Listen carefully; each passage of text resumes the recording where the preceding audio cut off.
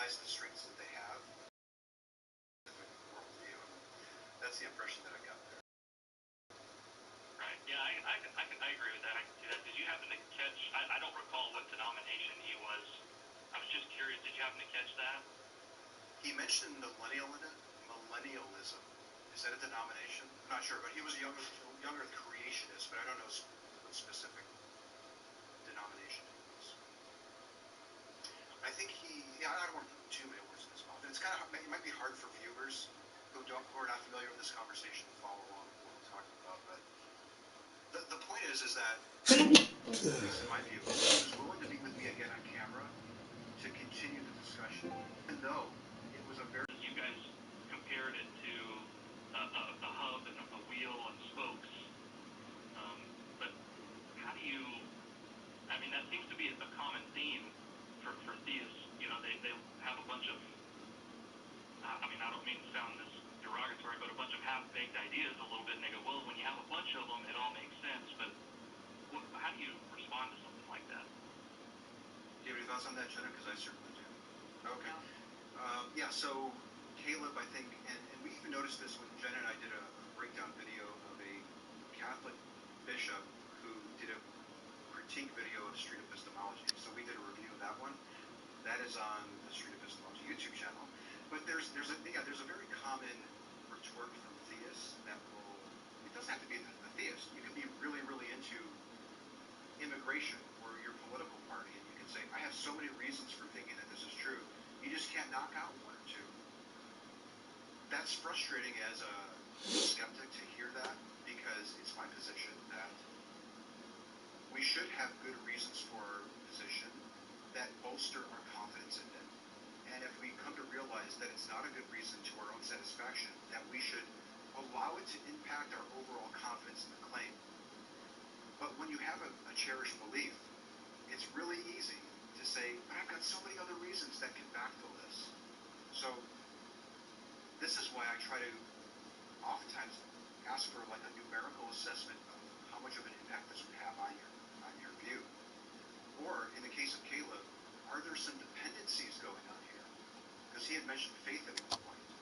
So sometimes faith is the hub of that wheel that a lot of these spokes are dependent on. Meaning, if so-and-so is convinced that they had a miracle and that's their main reason, but when you ask how are you so sure that you had a miracle, they say, well, it's all based on faith. So sometimes digging down just a little bit deeper to see what their main reasons are really being based on can sort of be the main linchpin to the whole belief. But the only way that you're going to really identify those is to keep asking questions and say, if we discovered that wasn't true, would it lower your confidence? No? Okay. If we discovered that wasn't true together to your satisfaction, or not discovered that it wasn't true, if we discovered that then you don't have a really good way of determining that that's a good reason, would it have an impact on your confidence? You can repeat that a couple of times until you identify a reason that really would lower their confidence. And you probably notice people on these shows doing this. Like, this is a really good way to figure out the main one that's propping up most of that. So it's really just a matter of repeating that, asking a series of questions until you find something that will influence it. What can be disturbing, though, is when somebody says, well, like, there's nothing that I can discover that would lower my confidence on this claim. And then you can ask them questions about if they have other beliefs that meet that same criteria. That you continue holding it, even if every reason that you had couldn't be justified to your own satisfaction. What I think you'll end up finding is that a lot of people, and I think we saw this in some of the previous callers, that when it comes down to it, the beliefs are meeting psychological needs, and people want them to be true.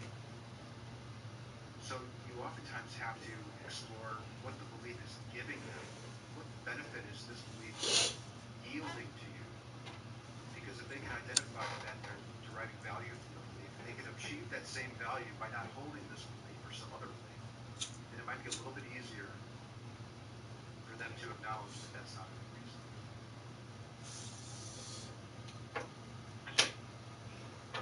All right. Well, that's yeah. 2 of that probably coming up. I'm sure that one of our mods can possibly find the video. Hopefully, maybe. I'm sure one of my friends probably dropped the link in There you go. I'm not watching I'm the sure YouTube. somewhere. Well, thank you for calling and talking to us. Thanks, Chase. Yeah, thanks for having me on. Take care, guys. Okay. All right. Did you see anybody else that you wanted to talk to? We have a lot of people in queue here. My goodness. Let's do an we haven't done an atheist yet. We haven't? I thought we did. We did an agnostic person. How about whatever you want. How about Sid? It says that you would like to discuss grief as a new atheist. That's a pretty common issue. I'm sorry to hear that, Sid. You're on with Jen and Anthony. Hello, Sid. Yes. Hey, how are you guys doing? I'm like such a fan of the show. Awesome. Yeah, I would like. So am I. Like my dad, he died about 4 years ago, and I've been an atheist for, I would say, most of my life. I did, grow up in a Muslim family, so it's been kind of difficult. Do you mind if I ask what it is you'd like us to discuss today? Just how you guys process grief, like if you guys had any death in the family or anything like that you guys went through, like a parent or someone close. Yeah. I actually just 6 months ago, or 5 months ago actually, lost my father. He and I were getting very, very close. Like he's become another father figure to me.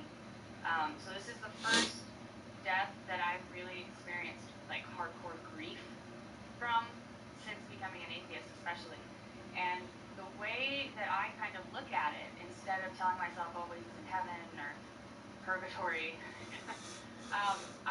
what I do is I remind myself that the way that we keep people alive is by talking about them, sharing memories, by remembering them.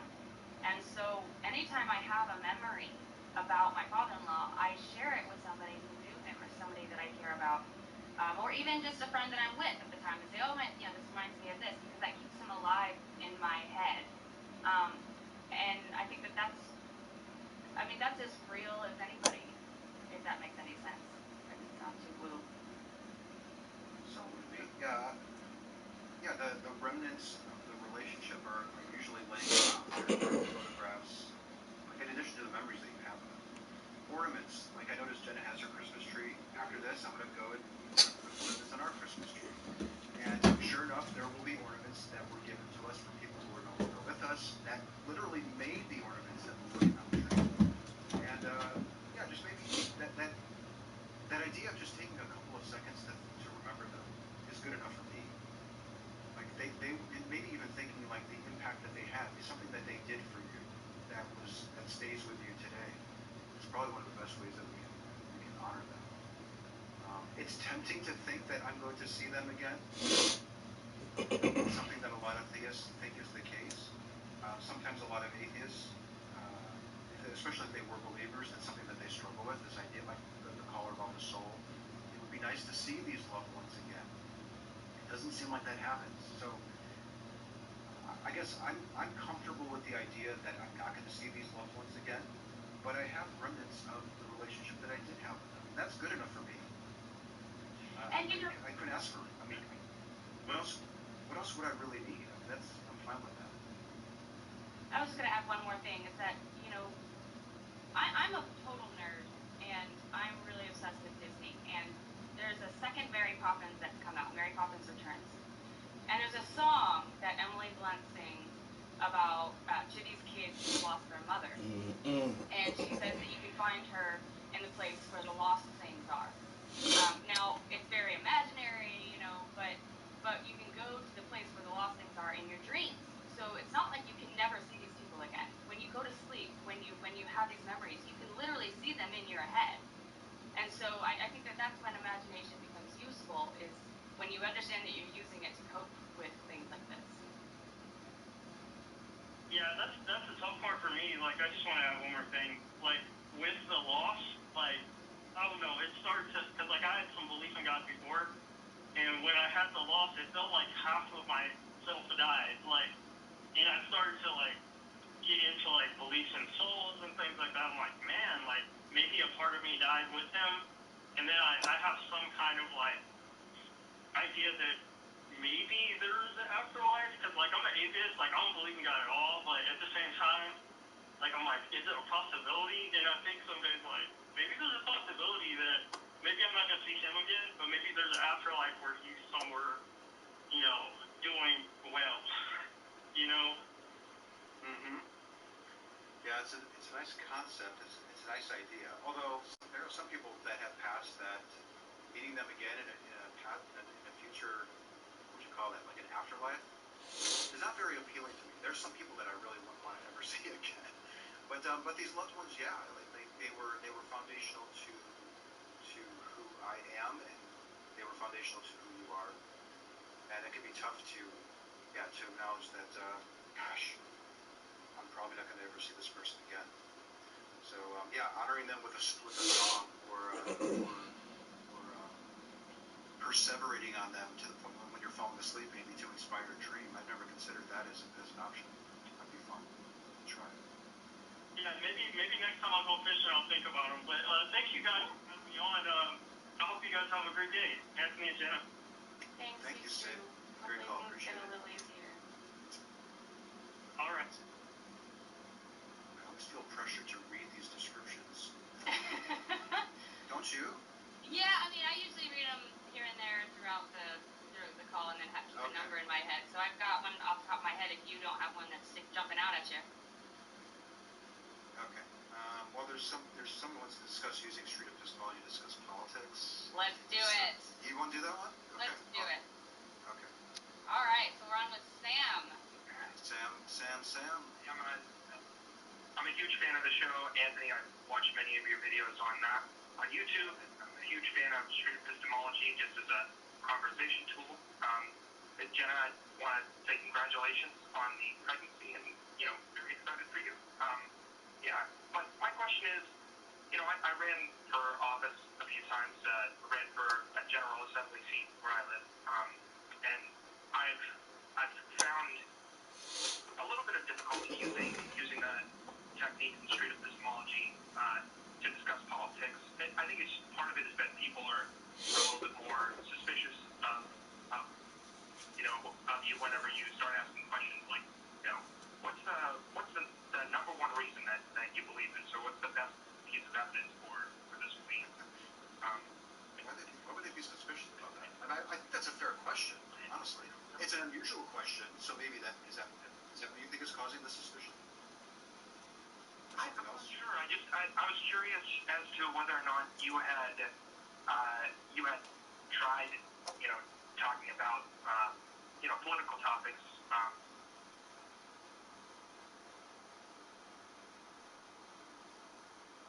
Do you want to go around with as many true beliefs in your mind as possible? Damn the consequences, damn the cost?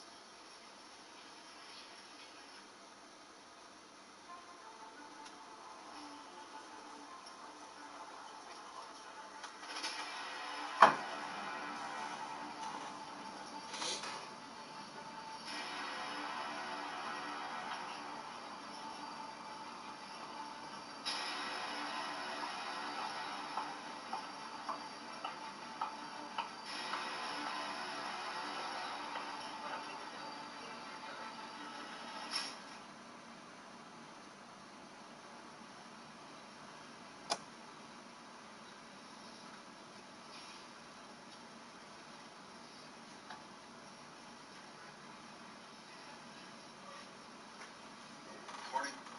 How are you today? I think I'm all right. Do you have time to do an interview? Sure. Beautiful. Excellent question. I'm glad you asked. I'm doing a street version of street epistemology. Street epistemology is where you ask questions to explore a claim somebody makes because they think that it's true. Oh, that's interesting. Mm-hmm. The last woman that I talked to said that she thought that aliens existed. And then we explore her confidence that it's true and the reasons and the method for being so sure that it's true. Oh, that's fun. But it could be anything. It could almost anything. Opinions might be a little bit harder to explore than fact claims. So like maybe you think that there's a higher power. Maybe you think karma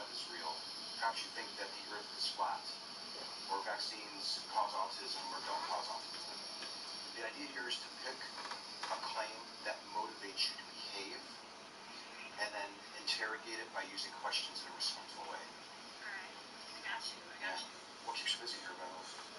Right now, I'm actually looking for the transfer center. I'm trying to transfer from SAC to here, and I have no idea where that is. I know nobody does. I've just been wandering around. Transfer center. Yeah, I talked to one. Ministry. Oh, it might be over by the library, maybe up there. I checked over by the library, and it didn't look like it was over there. I might be wrong. I'm terrible at looking things. Nobody in there knew. I'm gonna check this building next time. Are you trying to transfer before classes start next week? I just, no, actually, I need to know what classes to sign up for. So actually, I'm kind of reaching my limit as far as like what I can and can't sign up for. And I also want to minor in music, so I'm trying to both stay on biology and music at the same time while not going over my class limit. And that's a hard juggle without any guidance. So For sure. yeah. Well, do you want to do a short interview where I set a timer for 4 minutes? Yes. Yeah.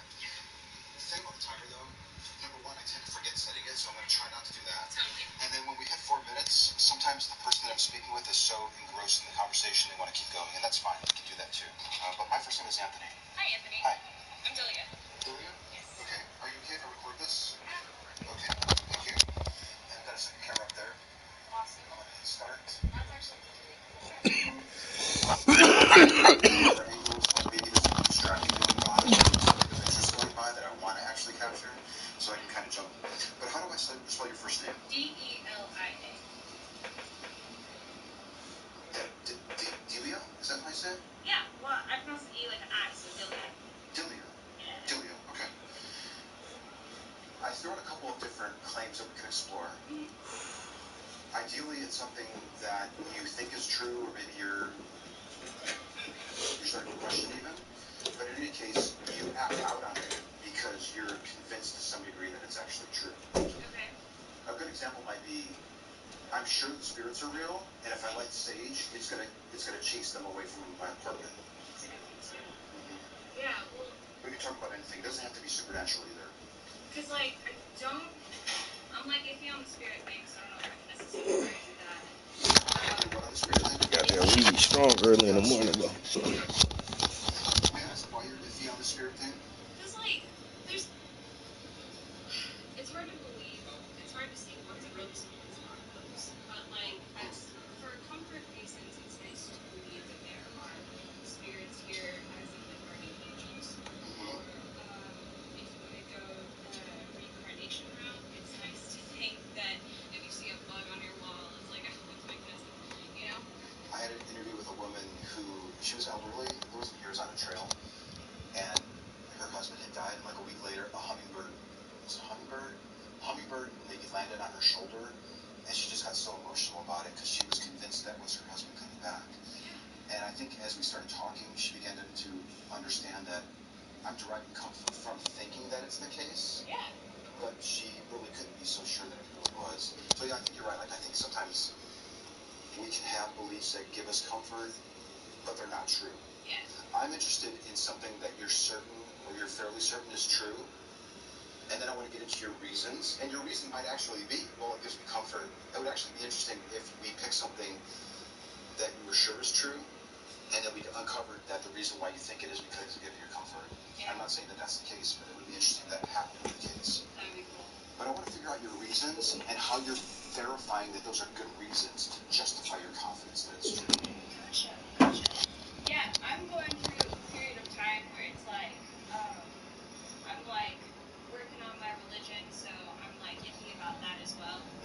You're working on your religion. Yeah, like, okay, so I'm Catholic, I work at Lutheran Church, and I'm familiar with a lot of other religions. Like, I've taken humanities, so I like to think I know a little bit about Judaism and Hinduism and Buddhism and stuff like that. It's also fun to think about, well, paganism is kind of like a not great word, but... This is the last paint now. What I think I'm hearing is that you're looking at religious claims, and you're looking to see which ones make sense, possibly. Yeah, Are you evaluating those things at this moment? Yeah, this was the last one I just got done with.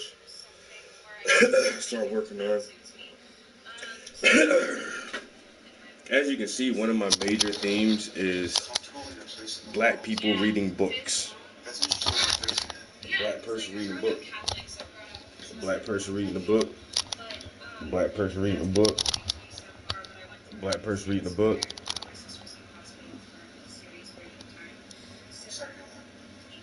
So I kind of focus on that a lot. That's why my channel is called Art and Education. So I had a lot of questioning in that time period, and plus I have relatives dying recently, and it's been really difficult. So I'm just trying to find something that's comforting for me, and something, or if nothing is comforting, then I want to learn how to accept it as well. I know that's all very general. And so I'm working on, like I say, one more painting right now. But I've actually found that keeping it general can be helpful. I'm working on one more painting right now to add to that collection. There's about 14 paintings in my reader series. I've done about 14 of them so far. 3 of them are of me. There's the 2 major ones right here. I did one earlier than that, and I actually sold it to someone, so I don't own it anymore. But there was another one I did of myself reading some books.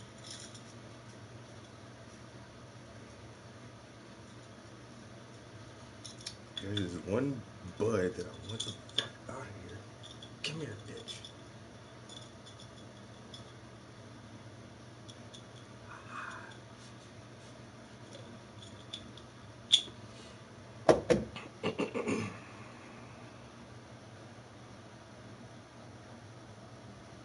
This is crazy.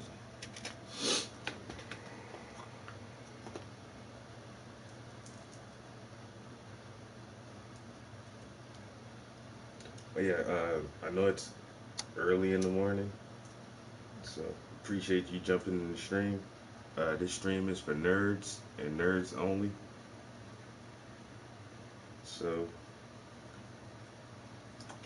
you might as well go ahead and follow my, subscribe to my YouTube channel and follow my Instagram. Because most people don't like this shit, bro. Nobody's gonna sit around and watch somebody paint. You know what I'm saying? All the people that used to like watching Bob Ross, you know what I'm saying? They ain't got nothing to watch nowadays. Oh, it ain't no guessing, bro. If you watching this shit, you a nerd. Nobody don't watch. The name of the stream is Art and Education. That shit. Don't even try to deny yourself, bro. Nobody don't click on some shit called Art and Education with some dude painting. Other than some fucking nerds, bro. That's all this shit is for. You know what I'm saying? This is just our little corner. When we're bored as fuck and there's nothing else to watch on TV, you're tired of the video games, you can just come chill with me for a little minute and check out some art, listen to some politics or some religious debates or whatever, and smoke a doobie. That's all we do, bro. You know what I'm saying? This is the chill zone for the nerds. You've been keeping up with SpaceX. A couple weeks ago, Elon Musk actually put some astronauts on the International Space Station. You know what I'm saying? He did a couple of runs, but his first couple of runs were just cargo. Now this motherfucker is actually transporting like astronauts. And I think the last when they just sent the astronauts up there, it was the first African American female astronaut to go to the space station. Went on that trip. There's like little tiny historical moments going on right now in our space travel, yo.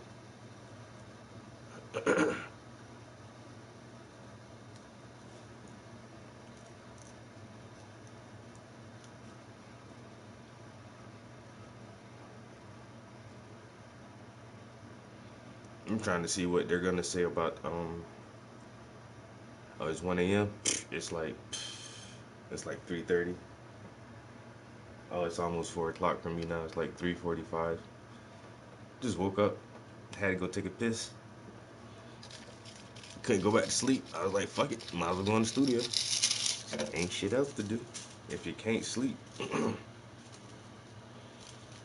I'm actually rereading this one book for we got a book club meeting coming up in December, and I have a copy. I already have a copy of the book, and I read it a couple of years ago, and so now I'm just trying to like brush back over it again. So, oh yeah, I know that's right. So I'm just rereading some chapters out this book, so I can be up to fresh for our book club meeting. But I was thinking about doing that, just laying in bed reading some books. But then I would have woke my girlfriend up if I turned the light on. So I was like, fuck it, I'll just go in the studio, see if I can find somebody to chill with real quick.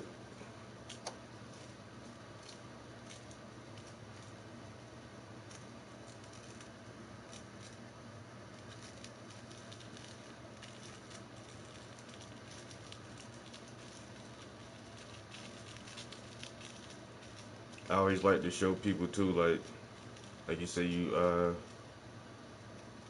art grind. So I have like a real TV show. I need to see if I can interview this other guy this week, maybe, since I don't really have shit else to do. But I'll show you my real TV show real quick, because I just like sharing that shit with people who come to my stream for the first time. Because this stream is just like, my YouTube stream is this. It's me, my nigga. This is who I am right here. You know what I'm saying? No holds bars with what I say or my mannerisms or how I act or what the fuck I do. Because this is my home studio. I can do whatever the fuck I want to here. But on my other TV show, it's like a show, so I got to be professional. So I can't smoke and curse and shit like that.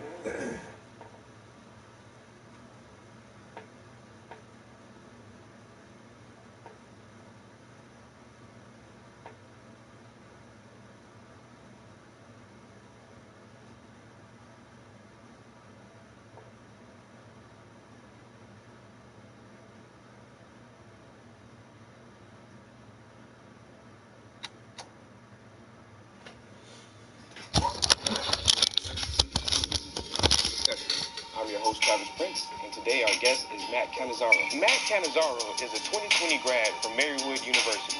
He's a painter, designer, entrepreneur, writer, and musician. He is also known as Cat Matthews in the music industry. Here's Matt Cat. Matt, how's it going? Pretty good. How are you? Pretty good, man. I'm really happy to have you here and do a more of a official interview with you.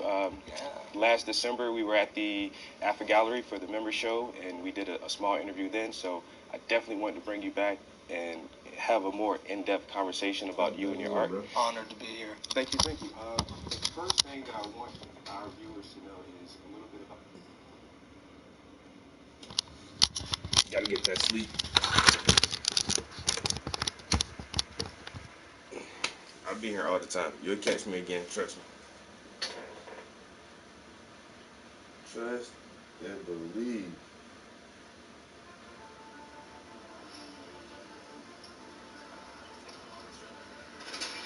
Apartment. Yeah, well, We can talk about anything. It doesn't have to be supernatural either. So I can kind of jump. But how do I spell your first name? Delia. Delia? Is that what I said? Yeah, well, I pronounce the E like an I, so Delia. Delia. Yeah. Delia, okay. I've thrown a couple of different claims that we can explore. Mhm. Ideally, it's something that you think is true, or maybe you're starting to question even. But in any case, you act out on it because you're convinced to some degree that it's actually true.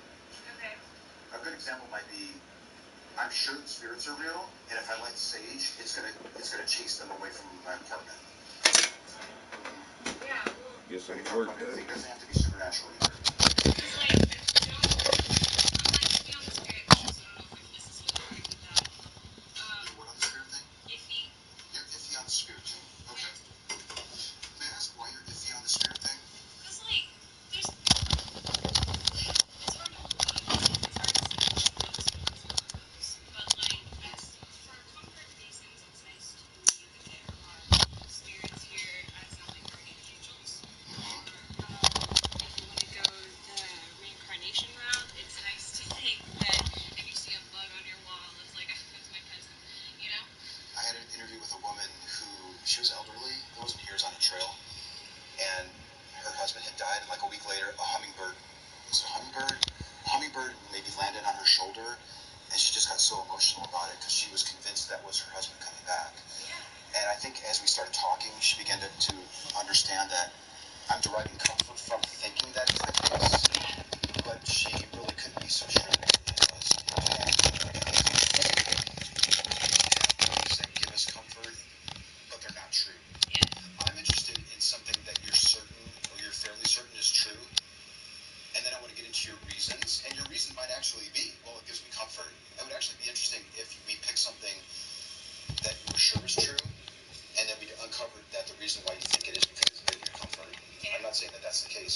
interesting that happened with kids. That would be cool. But I want to figure out your reasons and how you're verifying that those are good reasons to justify your confidence that it's true. Gotcha. Yeah, I'm going through a period of time where it's like, I'm like working on my religion, so I'm like iffy about that as well. You're working on your religion. Yeah, like, okay, so I'm Catholic, I work in a Lutheran church, and I'm familiar with a lot of other religions. Like, I've taken humanities, so I like to think I know a little bit about Judaism and Hinduism and Buddhism and stuff like that. It's also fun to think about, well, paganism is kind of like a not great word, but neither is mythology. What I think I'm hearing is that you're looking at religious claims, and you're looking to see which ones make sense, possibly? Yeah, I Are you evaluating those things at this moment? Yeah, I'm evaluating them because I'd like to choose something, or I guess nothing, if that suits me, so that I can be comfortable in my place in the world. Comfortable in your place in the world. Yeah, because... That's an interesting way of phrasing it. Yeah, because, like, I've grown up Catholic, so I've grown up with a specific point of view. But, and that's been comforting to me so far, but I went through an instance where my sister was in the hospital for a serious period of time. So, Sorry to hear that. Thank you. But she's okay now. She didn't die. She's good. Good. So... Older sister, younger sister? Younger sister, which probably made it harder.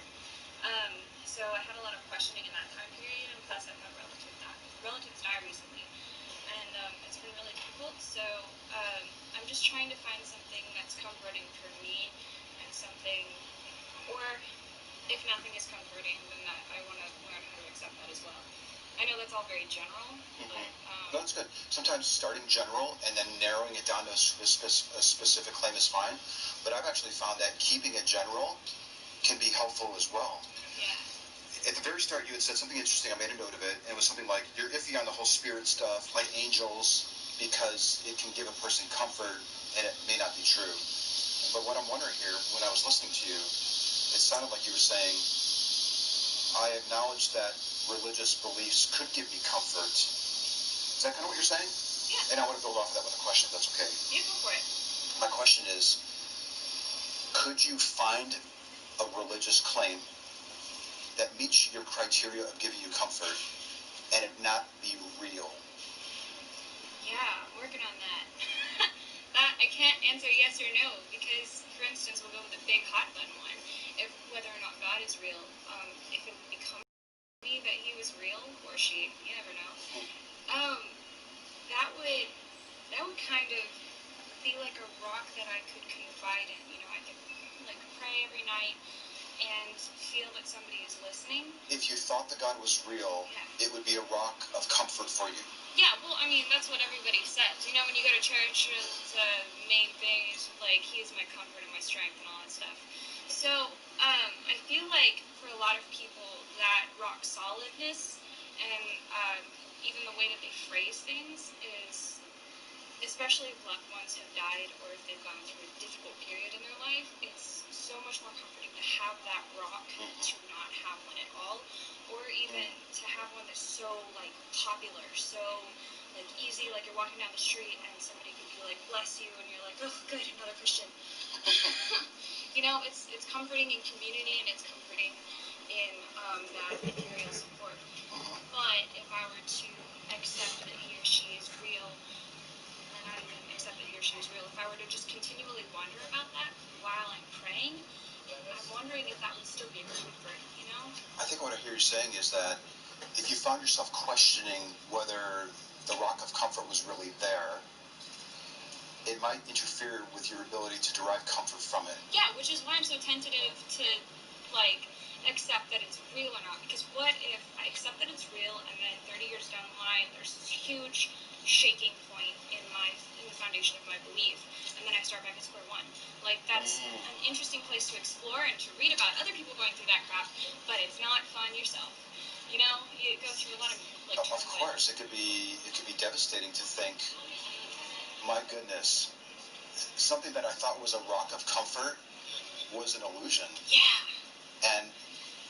And coming to grips with that can be very difficult. There are a lot of people who do come to grips with it, and there are some people who are like, this is too tough of a topic to even consider, and I'm just going to just think that it's true and not even question it. which camp do you fall in? Where are you at? If this rock of comfort that may actually give you comfort from now to the end of your life, if the rock of comfort wasn't real, would you want to be aware of it? Would you want to know it? No, of course not. Okay, so like if with certainty we could say that God isn't real and all of this, nothing is predetermined, nothing, there's nobody looking out for you in the afterlife, there's no greater power looking after you. Not only would that shake the rock of like everybody, like even people who are atheists, it's like I knew it, but it's also like it's not necessarily proving people wrong. It's more like taking that foundation away from people. I don't think I would be comfortable knowing that for sure. Can I repeat what I think I hear you saying? I think I hear you saying that if what I'm calling a rock of comfort is fiction, I wouldn't want to know about that. Yeah, totally. I think I would rather. It's the mystery is what keeps it alive. I think mystery is what keeps religions alive because religion is sort of it's almost like a meditative practice. You have to condition yourself to believe something in order to make yourself feel better or help yourself function in life. Basically, I feel like that's what religion boils down to. Okay. Is it your position that religion is a component that needs to be in your life? Not necessarily needs to be, because there's also nihilism, and I'm not talking about the like God is dead in a literal or like negative sense. I'm talking about if there is no higher power, I need to derive comfort that I am my own like engineer, that I'm my own. Your own rock? My own rock, yeah, I'm my own rock. How do you think atheists, for example, who don't think that there's a rock of comfort out there, cope? I think it depends on how deep you want to get into existentialism. I go for like, okay, so I don't remember any philosophers' names right now. I just learned about them, but there's one guy who it's like his responsibility to make decisions. He's the only one that can hold himself accountable for the decisions in his life, whether they're large or small. And that might not seem like a big thing, but whether to go right or left could change your life, and you are the only one responsible. And if you want to forget about that stuff, go for it. But some people just don't forget about that stuff. Some people like, I don't need to know.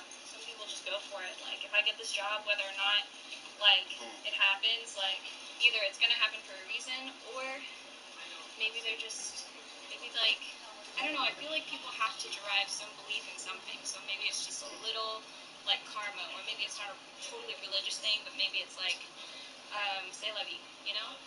Like, I don't know what that means, but I'm sure it's something. What does c'est la vie mean? Like, it's either that's just the way it goes? Yeah, whatever happens happens. Shit happens. Yeah. Maybe? Is that... Shit happens in French. Maybe you can ask one more question, then we can wrap it up. Because the idea here is to have a short talk, and then maybe some time in between. And if you end up coming here, and you see me out here again, we could do a second talk. Sweet. Or a third. Cool. Are there any... I think you're in the shot. Oh, you're trying to avoid the shade, the sun? Yeah, because it's like... Yeah. It's like happening. Okay. I can keep backing up a little. Okay, cool. I think I'm still in the shot, maybe. Probably not. I'm sorry. That's okay. It's a wide lens. I'm probably in it. Okay. Are there any downsides that you can see to thinking that something is true because you're deriving comfort from it, the rock of comfort, for example, and you don't have a good reason for actually thinking that is the case, like acknowledging that that rock might not actually be there, but pretending that it's there anyways. Yeah. Pretending might be too strong of a word, I don't know. But are there any downsides to going through life convinced that there's a rock of comfort out there when you really can't be sure that it's the case? I mean, I think so, because I question myself like daily, and I would like to not do that. You would like to not question yourself?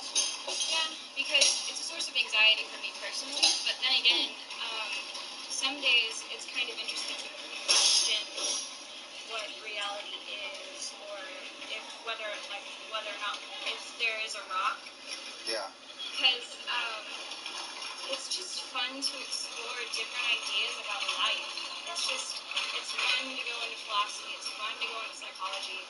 And it's fun to kind of dig into yourself at times. Like, when I'm laying in bed at night, that's not fun. I don't want to have an existential crisis when I'm trying to go to sleep. But, like, maybe in the middle of the day, or, like, when I'm bored, maybe I'll delve into that and, like, write a bunch of notes and, like, or, like, go look up some philosophers' ideas on, like, specific topics. Like, it's fun to see other people's opinions, and it's also, but I think it just depends on the time of day. What would be Yo, the worst King, case what up, bro? scenario of I'm over taking, here painting some ears, man. acknowledging that, yes, when I ask myself questions at particular times of day, that it could result in anxiety, taking that into account and picking times of the day where maybe it reduces your anxiety. But what do you think might be the worst case scenario of questioning the beliefs that we hold? When you're sitting in church and you're trying to sing, like, a song, like, that's my job, like, a religious song, and all of a sudden you look at the words and you're like, I'm not sure if I believe this, and then you're, like, freaking out, having an existential crisis in church while you're trying to work, that's surrounded by people who believe it. Yeah, like, potentially. wholeheartedly, Yeah. they are straight up, like, Catholic, Lutheran, whatever. Talk me through that, though. Like, how does that feel? How would that feel being in church? You're looking around, everyone's singing, everyone seems to believe it, and you're starting to question. What's going through your mind? I sort of start to look around, and I'm like, wow, these people are living their entire lives, and they're not questioning anything. First of all, how do they do it? And second of all, now that I'm questioning something, something that's so firmly in everybody else's mind around me, that sense of community no longer exists just in that moment within me. So it's like all of a sudden I'm alone, large, like, crowd, basically. Have you ever been, like, lost? Like, totally, like, you have no idea where you are, and you're, like, in another country, and you have no familiar faces. I actually have. It's like that. Yes. Yeah. It can be scary to think, holy shit, I don't know anyone here, or they don't understand me, maybe might be a better way of putting it. Yeah. That's what it feels like. Do you want to be a questioner, or do you want to be a person who sings the songs? It's kind of like, I mean, it's been comforting to be the person who sings the songs. Hey, just so you guys know, we're doing a recording here, okay? Sorry, y'all. Yeah, it's more comforting to be the one who sings the songs, so if no one questions anything, but I feel like if we're going to get something out of life, I feel like it's good to question whether or not it makes us uncomfortable. So, yeah. You're more of a questioner then, is that Yeah, right? I guess, because I also want to understand people. I want to understand who I'm talking to. I want to be able to empathize with them. I don't want to walk into a room and start judging people I see. That's like human nature. I want to be able to, like, see people for who they are and not for their beliefs. Okay. Last question, and then we'll wrap it up. You can ask me any question that you like. Okay. Do you think that as you're in, and I know you gave an example, I have this visual of you sitting in church, since you're surrounded by people, they're all looking at their hymnals and singing songs, and you're questioning. Do you think that there might be other people also questioning surrounding you? Oh, totally. Especially those people in the back who don't want to take communion right away. That's those people. Yeah. Okay. So, and especially, they're like younger people sitting around me. I know some of them have gone up and professed their faith in front of the entire audience. Those people, I'm pretty sure they're good. But, like, there are a few people in You there. might be surprised. Yeah, that's true. I might be surprised. You're right. I just judged someone. Okay. So, like, yeah, totally. Especially, like, I guess people in midlife crises, younger people. I feel like people who are older, like, maybe they don't want to question it, but maybe it pops up into their minds. I don't know. Maybe people are questioning all around me, and I just don't know it. Like, I'd like to see, like, speech bubbles pop up. Wouldn't that be fascinating? Yeah. Well, see, I think one of the ways that we can figure out what other people are thinking is to have a dialogue with them. Yeah. And that's one of the reasons why I'm out here. But okay, so I guess at this point we can shift it where you can ask me any question about what I'm doing or where I stand on your claim or anything along those lines. And I'll give you a card with my email on it and a magnet and one of these 3 pieces as a gift. Cool. And then maybe if you actually end up coming back to the school and you see me, we can build out the set. The idea here is to give you plenty of time in between 2 or 3 talks so we can track your progress on your stance on whatever claim it is we're exploring. Okay. So Do you want to hit me up with a question, or do you want to wrap it up? It's completely up to you. I'll hit you up with a question. Do you want to wait just a second while these guys pass? Yeah, definitely. And there's... I just noticed that it got like super loud. I know, it's actually normally it's kind of quiet here. Yeah, there's gotta be But, something going on. well, they're setting up all these booths, so there's a lot of activity at this point. Yeah. And which color would you like? Blue. Ah, thank you. Keep that as a memento. Oh, that's awesome. Thank you. And then maybe we can build out the set at some point. Yeah, totally. So, yeah, you can ask me any question you like.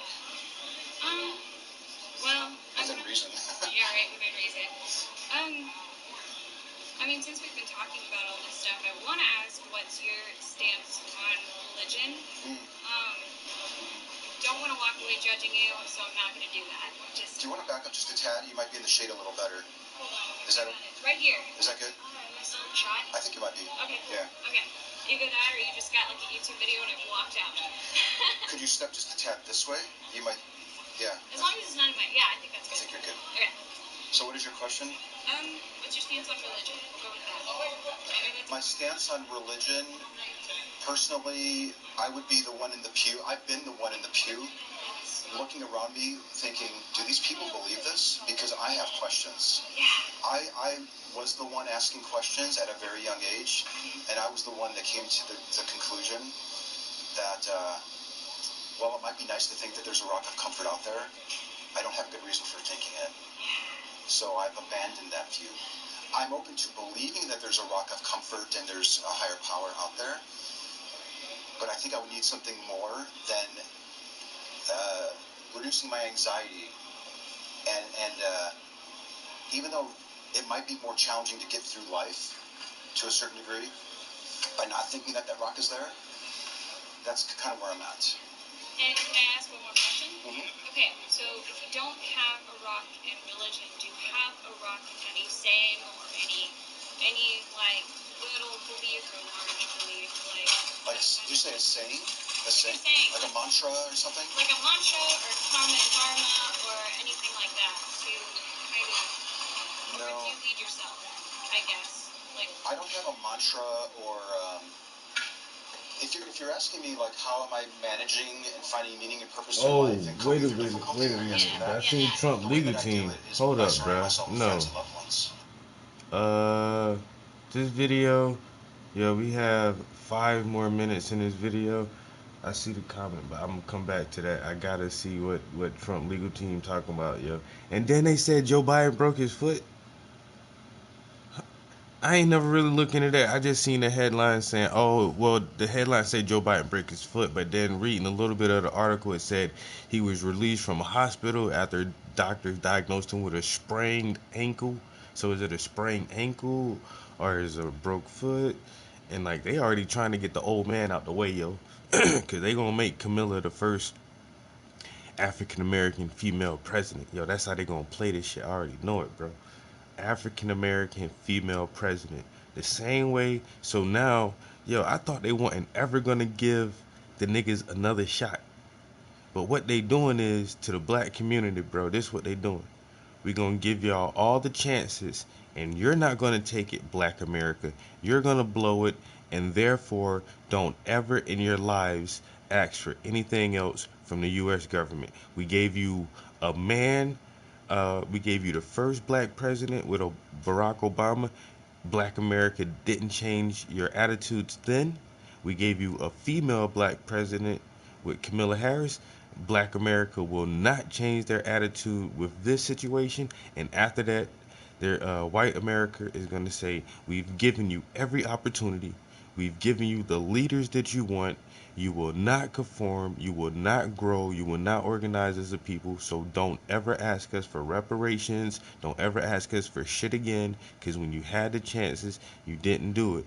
But once again, Barack Obama is mixed, biracial, mulatto, whatever you want to call him. So he had to pander to both sides. He could not just go straight for Black America, descendants of slaves, for nothing. For nothing. He was not the first black president, still is not the first black president, and did nothing for black people. But white America sees it as, oh, that was your time to shine, African American community. What did you do for yourselves when you had a black president for 8 years?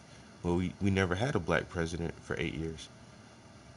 And now they're going to do whatever they can to get sleepy, creepy Joe Biden out the way so they can give you an Indian Haitian lady who says she's African American. But you're Indian and Haitian. You're not a descendant of American slaves.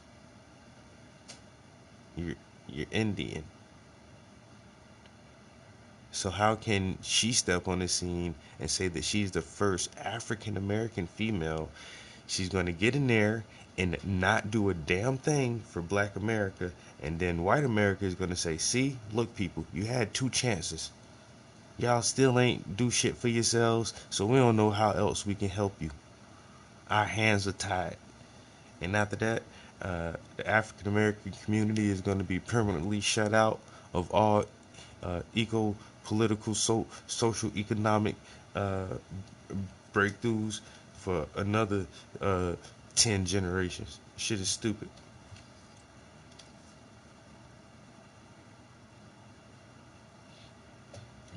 Right after this shit, I gotta see what the Trump team talking about. Oh, that's nice. Yeah, my family, my friends, a community of people who are also interested in asking questions, a community of people who ask those questions and found the answers insufficient. Those communities are out there. So, yeah, or let's say something is really tragic that's happened in my life. Maybe one of my siblings got really sick like yours did. I might be tempted to want to think that there's a rock of comfort there, but I would find myself reminding myself that I don't have the reason for thinking it, and I would find other ways to cope with it, like maybe seeing a therapist or sleeping in late maybe on a Sunday, to think about it, or exercise or something like that. $300 for that. In 2000 for this, way too expensive. But today I'm going to show you guys how to get all this stuff for a lot cheaper. Okay, so first, go to one of your favorite gaming websites. Select the products you want. Like that. Yeah. Gotcha. Yeah. Cool. Mm-hmm. That was fun. It was a fun talk. I really enjoyed it. Yeah. That was great. Yeah. You did a great job. Anything else? You want to register for your find your transfer class? Yeah, I'm gonna go walk from building to building in air conditioning now. You were into this building, I take it? Yeah. Did you ask in there? Yeah. There's an information booth. Do they not have the answer? Yeah, they don't have the answer. So, well, there's nobody at the information booth, so I just walked into a group of people who looked like they knew what they were doing, but didn't. So, I'm just gonna walk around. So let me think. You're trying to transfer here. Yeah. That would be like the admissions office, right? Yeah, admissions. Sure. Maybe I was using the wrong word. You need the admissions office. I think if you go up these stairs and make a right, there's an entrance on the right, and if you go in there, there's an office to the left. So go up these stairs, make a right. The first or second right that you can make are these doors, and if you go in there, there's an office to the left, and I think that might be the admissions office, I think. Gotcha. I'm not sure. Well, they told me to go upstairs in this building, so that sounds. Anthony. Really appreciate your time. Yeah, really appreciate it too. Okay. Thank you. Take care. You too.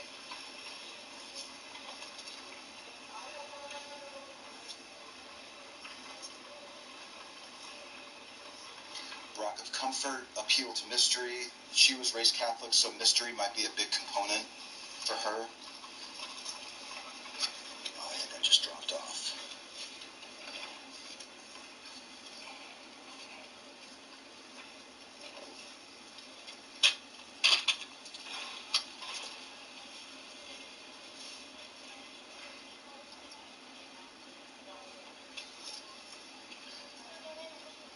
Test, 1, 2, 3. I just dropped off there for a second.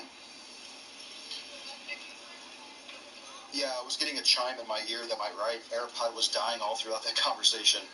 And I think it just died right at the end. It just died right at the end there, so hopefully you guys are able to hear most of that. What a great talk. I mean, that was just awesome. Very open, very honest, willing to admit at the start that believing something that gives you comfort is iffy. It could be silly, like angels.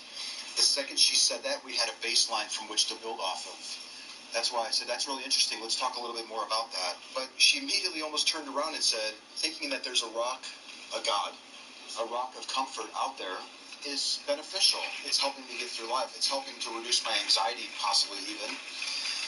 You know, the very same thing that she just got done sort of besmirching was what she was explaining as being somewhat foundational to her thinking that this God is real.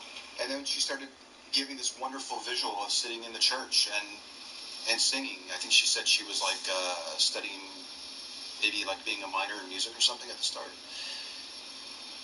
Gosh, how many of us listening could relate to that? Sitting in church, sitting in a mosque, sitting in a chapel or a temple, and wondering, are we the only people who are questioning this? That was just a wonderful visual to explore with her. Well, wasn't she kind of mixed? And now as I'm thinking about it, it seemed like she was saying it could be devastating 30 years from now to discover that you were believing a lie, essentially, and that she wouldn't want to know.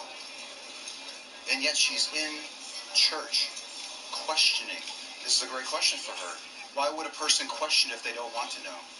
Why would a person question if they don't want to know the truth? That would be a great question to ask her.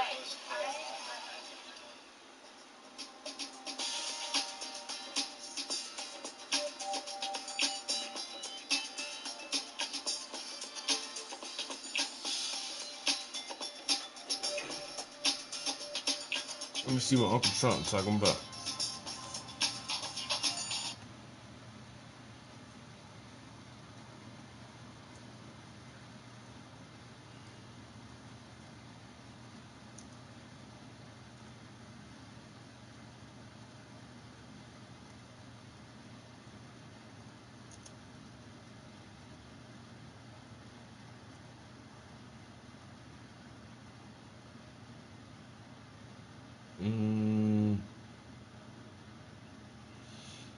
So this is from 19 hours ago, yesterday. Trump's legal team to host hearing to highlight alleged voting irregularities in Arizona. From 19 hours ago.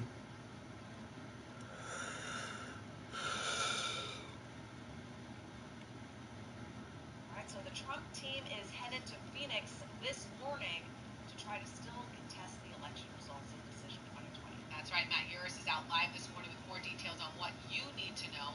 Matt, what's their plan today? Good morning, Emma. The heart of the hearing will focus on Trump's campaign looking to highlight what they allege are voting irregularities. I want to highlight a date. Today is the day our state, Arizona, is expected to certify the results. Now, back to the challenges and more details there. Again, it's expected to focus on alleged voting irregularities. Like we said, members of the president's legal team, including his personal attorney, Rudy Giuliani, are meeting here at the Hyatt, along with members of the Arizona GOP party. Republican members of the state legislature set up an email to gather evidence of election issues, but so far, there hasn't been any released. In fact, security officials have called this, quote, most secure election in history. Note, the president's legal team has already lost a battle in Maricopa County. Earlier this month, a judge dismissed a lawsuit seeking manual inspection of ballots in Metro Phoenix after the campaign's lawyers acknowledged the small number of ballots in question would not have made a difference. President-elect Joe Biden won Arizona by about 10,000 votes. The Trump campaign has also sued and lost in several other states. Finally, a federal safe harbor law gives states until December 8th to certify their results and submit electors to vote at the Electoral College. If they do not do that, the votes may be tossed out. And of course, Arizona has 11 electoral votes here. Live in Phoenix, Matt Yuris today, Nazy.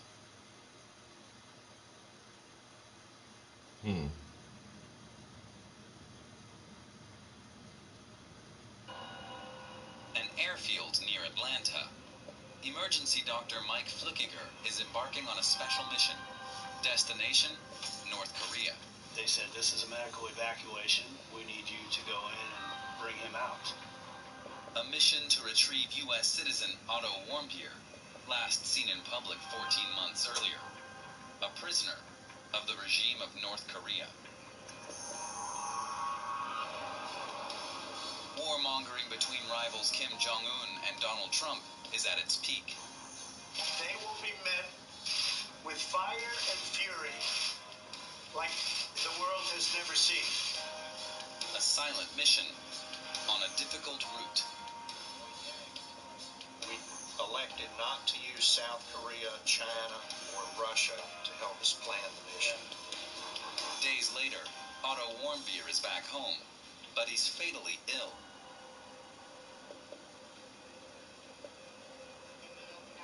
Severe brain damage, says the coroner. Cause unknown. Was it torture? Warmbier's parents become pawns in a game played by President Trump, who later announces that the North Korean leader knew nothing about Warmbier. All I can do is shake my head, right? Too many lies, right?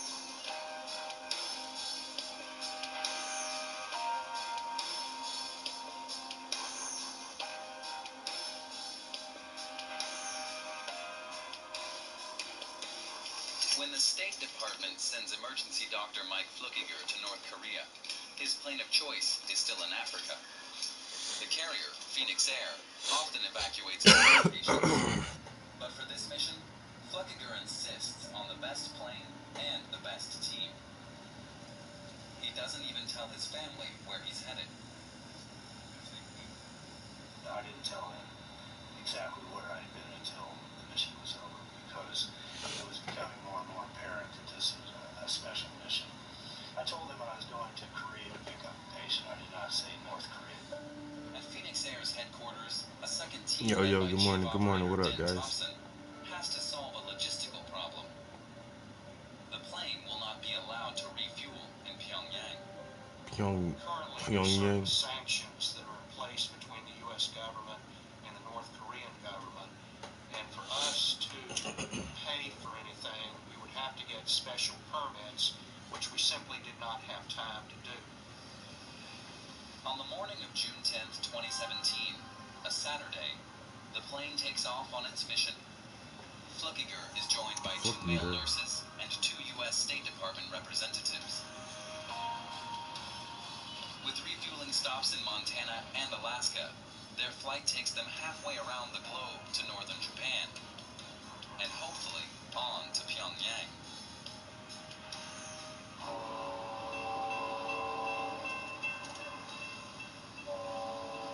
The outskirts of Cincinnati, Ohio.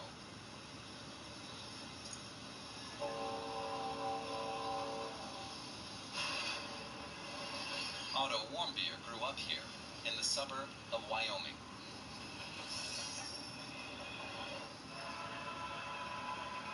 At first, his parents don't answer our inquiries.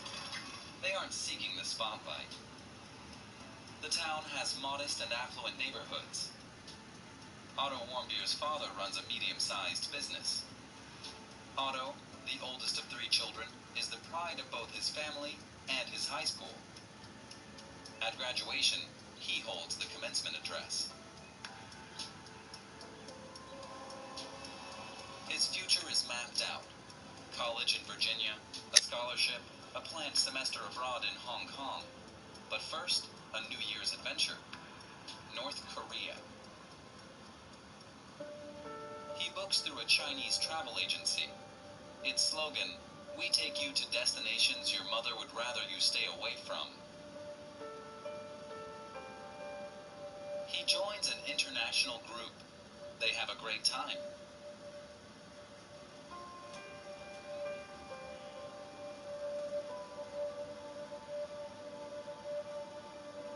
He's left an indelible mark on me. He was such a lovely lad, and I've spoken to a lot of people who were on the tour, and we're all absolutely devastated. Every year, the agency touts their dazzling travel highlight in Pyongyang. The alcohol flows freely. The tour guides make sure everyone's in a good mood. Nights are long at Pyongyang's only hotel for foreigners. Otto's group has fun too. It isn't clear whether they also took on the challenge of the forbidden 5th floor, but many tourists have done so in the past.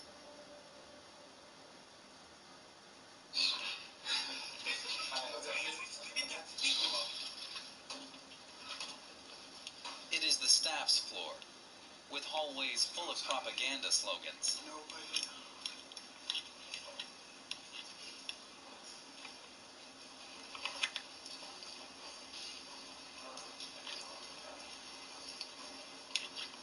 The hotel surveillance center is also located here.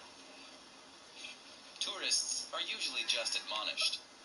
They act innocent and run off. This New Year's Eve, however, the cameras capture someone taking a poster from the wall. It is 1:57 a.m., and it is, according to the trial, Otto Warmbier. Instead of leaving North Korea with the others on January 2nd, he's taken into custody. And he simply had a tap on the shoulder. Two guards took him away, and I sort of laughingly said to him, well, that's the last we'll ever see of you. And because we got on so well, Otto turned around and just chuckled at me. But of course there was a huge irony in my words that we obviously didn't know what was going to happen, but that was. 2 months later, North Korea's propaganda televises a staged confession. I entirely beg you, people and government of the DPR Korea, for your forgiveness. Please, I have made the worst mistake of my life, but please, I never should have allowed myself to be allured by the United States administration to commit a crime in this country. A show trial, with obviously coerced statements, perhaps in exchange for a pardon. 16 days later, Warmbier discovers that his hopes were in vain. He is publicly sentenced to 15 years of hard labor for subversive activities. His condition from this point on remains uncertain.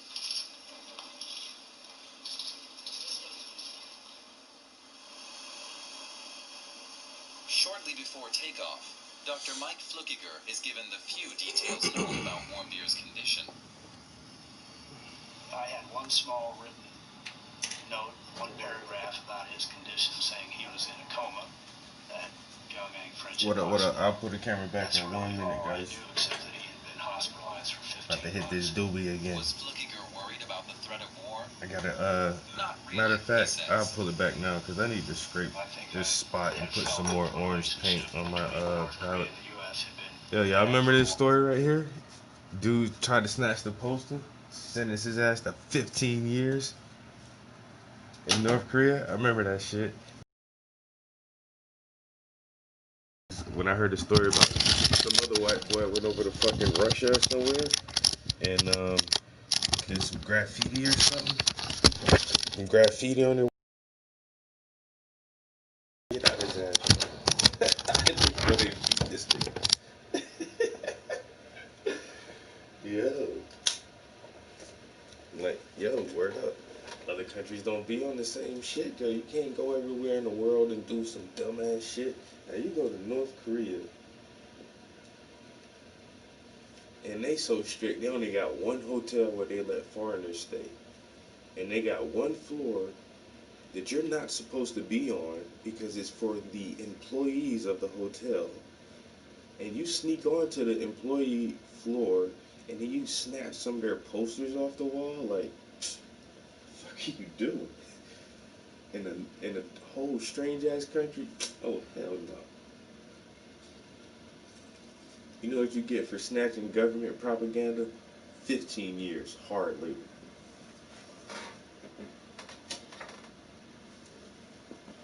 And I don't blame the motherfuckers, yo.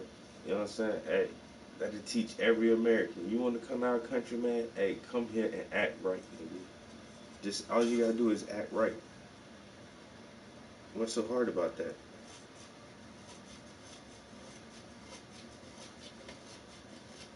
See, man, that motherfucking white privilege be getting motherfuckers fucked up, yo. Don't let it go to your head now. Yeah. That white privilege to get you fucked up.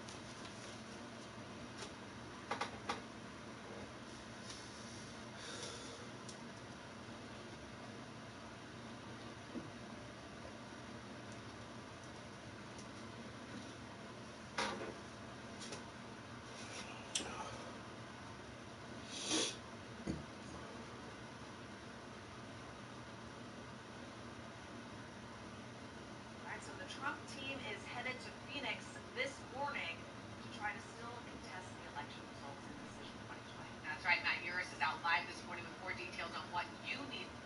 Do you believe that? You think your life's going to be amazing? It will be? The mind is a powerful tool. If you're never outside your comfort zone, you're never growing. That has a powerful impact. Nearly a month after losing the election, President Trump, for him, Planet Trump wants you to believe, without a shred of evidence to back it up, that the FBI, the Department of Justice, the Department of Homeland Security, Venezuela, poll workers in multiple states, but only the ones that Trump lost, Fox anchors, but only the dayside ones, Republicans, but only Republicans in the states Trump lost, and of course Democrats, were all in on a conspiracy that forced him to lose the election. The strangest of strange bedfellows, the motliest of motley crews, somehow, Trump claims, all came together to throw the election. That's what Trump wants you to believe happened. He also wants you to believe that they covered their tracks impeccably, because remember, there is no evidence they coordinated or communicated, and there is zero evidence of widespread voter fraud. Zero. We know this because election officials across the country, both Democrats and Republicans, have told us that. We know that because Trump's own administration has told us that. Joe Biden won the election fair and square, and quite frankly, it wasn't even close. But President Trump continues his journey through Never Never Land, held aloft by Tinkerbell TV. I don't think we even have to prove this. They say that I was doing so much better than they thought that they panicked and they started just doing ballot after ballot very quickly and just checking the Biden name on top. Now that is a new one. Allegedly they, and who is they by the way, he doesn't say, that a panic led them, whoever them is, to fill out ballots for Biden. Ballots that are verifiable, that were counted by hand in some places by Democrats and Republicans. His desperate conspiracy theory even fails the plausibility test there, and it certainly flunks the evidence test. He says he doesn't even have to prove this. Well, how it works is he does have to prove this, unless he's not actually trying to prove anything, unless he's just trying to muck things up, be a sore loser, assuage his bruised ego at the expense of the country and its citizens' faith in its government and its institutions. This is total fraud. How the FBI and Department of Justice, I don't know, maybe... Even Maria Bartiromo seemed shocked by the President of the United States casually suggesting that the FBI and the DOJ rigged the election against him. Departments helmed by his own appointees. Missing in action. Can't tell you where they are. They just keep moving along and they go on to the next president. Yeah, they do, because that's how it works. They do move on to the next president, as baffling as that may be to Trump, who it appears is just really nursing this open wound of losing a popularity contest. We won the election easily. There's no way Joe Biden got 80 million votes. And yet the president's 74 million votes, totally real, totally legit, no reason to question those, he says. And I was called by the biggest people, saying, congratulations, political people. Congratulations, sir, you just won the election. It was 10 o'clock. Congratulations, sir, these unnamed biggest people said to him. Well, remember that CNN fact-checker Daniel Dale, who spends his time pretty much only reviewing Trump's falsehoods, says sir is one of Trump's tells. He uses it often when he's lying. And it's not the first time that Trump has just conjured people out of thin air. Maybe you remember his friend Jim, who once loved Paris, went all the time with his wife and kids, Trump said, who stopped going because of foreign extremists. Well, CNN was unable to find Jim or verify his existence. No other news outlet was able to do it. Apparently, Trump has an imaginary friend, or friends plural, like John Barron, then Citizen Trump spokesperson, who on tape bragging about Trump sounded exactly like Trump himself. So let's just say that John Barron does not have a LinkedIn page, but he does have a hand in shaping the White House's messaging, which at times gets a little stopped up. This election was over, and then they did dumps. They call them dumps, big, massive dumps. Now, he appears to be describing what his legal team and their allies are doing across the country, with 30 cases now lost or withdrawn.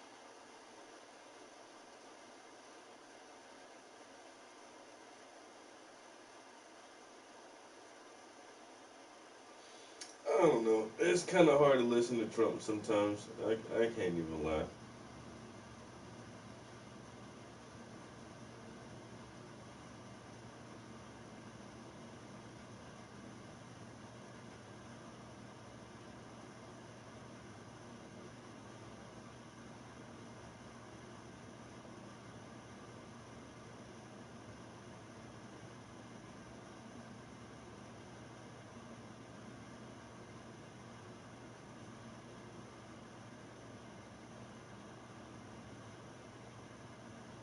It really is hard to listen to Trump sometimes. Like, the nigga just... You know, it's not every week we have 2 brand new consoles dropping with a ton of games. So, right now my channel's got a lot of variety. Thank you guys so much for all the support you've been dropping on each video. I know I'm playing Spider-Man right now, Assassin's Creed, about to be playing Call of Duty. Wanted just to kind of drop this in the mix, see how it goes. Also want to test out the PS5. Gearbox Publishing gave me this game early. I did not think I was going to get early access because it's a server-based game. I'm gonna hop back on the paint for a couple to try it out. minutes. So even if it's one video, thank you guys for all the support you drop on this. If we have like 20 or 30. I gotta get back in bed in a minute. Part 2. We're not trying to keep it as a part 1 and done for now. See how it pulls you guys in. I have 2 copies of games for PS5, one for Epic Games. I guess a like on the video or a comment of your first console. Look at that. Something new. My first one was a Super Nintendo. Alright? We didn't grow up with a lot of money, so I really wanted to have like a basic Nintendo and NES when I was growing up, but I had to wait a long time. But you guys are amazing. Best audience ever. Let's get this. And I'm just going to go ahead and start this up, by the way. I wasn't going to, because I'm actually on the menu controlling right now, so I'm just going to hit X and see how fast we get into the game. Kind of been testing that out as well, so here we go. This is all without any kind of editing. Here we go. Kind of play games. There's a developer, Gearbox Publishing, obviously publisher. And shout out to them, man. I didn't think I was going to get this thing early. They kind of came through clutch. I always enjoy like the load times. We're already on the menu. That didn't take long at all. That was a really awesome screen too. That was fast.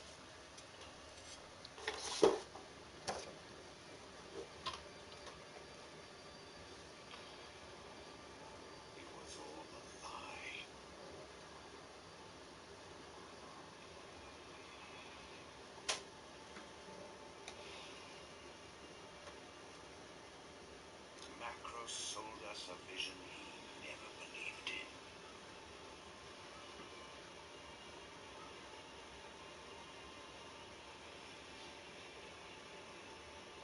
He would destroy us. We just didn't know it yet. We were warriors, but he turned us against each other. Against brother. And despite all the maneuvers and all the strategy, in the end, it was going to be either me or him. Alright.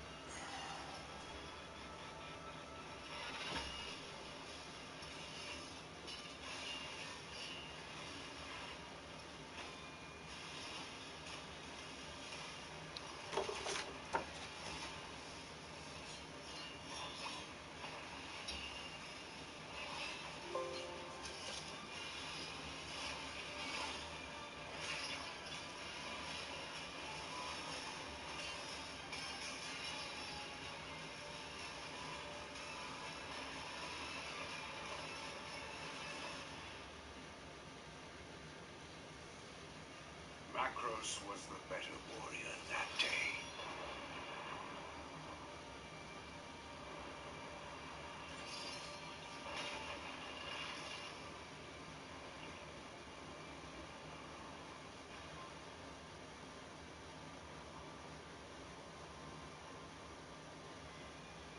He left me for dead, but I survived. Macros thinks the war is over, but our fight has just begun.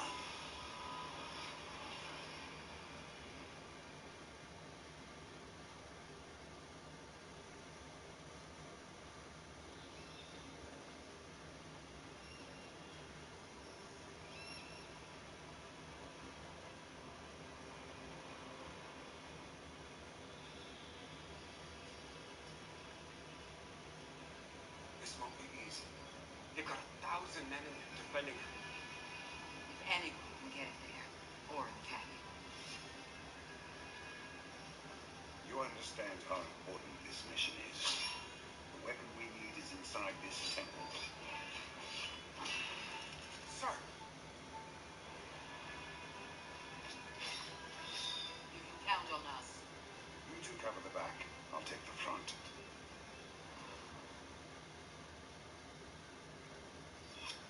Alright, nice.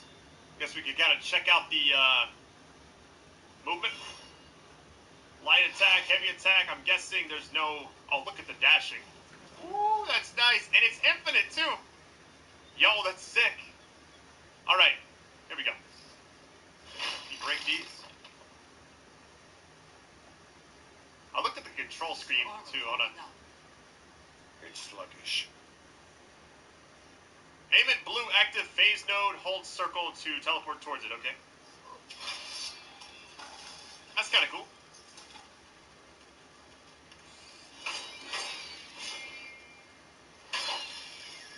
Alright, so far, control-wise, very, very smooth. I'm really impressed already by the movement.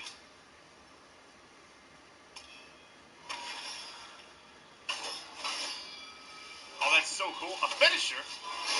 Oh, nice. That's sick.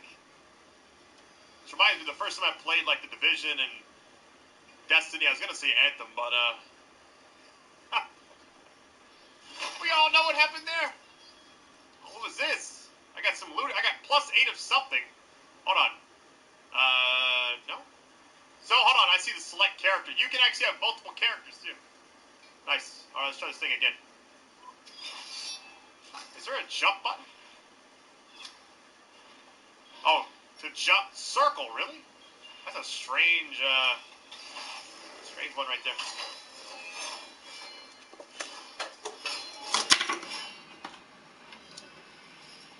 Yeah, this game definitely plays very, very smooth. Sir, you're still injured. Doesn't matter. Fridge, bro. Let they eat everything. Hello, chicken. Keep that away from me no matter what. Okay. No, let's go. You have a job to do. Nice. Hold on, what we got here? Let's get it, man. So I'm playing this, the video is obviously not in 4K, but I'm playing 4K and it's in 60 frames, and it has not skipped a beat yet. And that's very promising. This is a launch title for PS5, so I don't know if it's considered a launch title for it, but it's only available on that with Epic Games Store, of course. I need help. I just realized, what's this blue thing? Can Hawkeye? No. Seems like dodging is going to be kind of what they want you to do. Okay, I'm going to die if I'm not careful. Okay, that green must be health. It has to be, right? Yep, it is. Okay.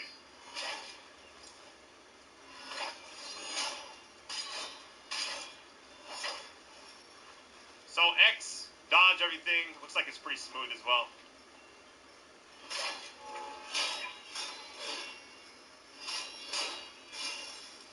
Alright, I'm a fan of this game already. Lifestones.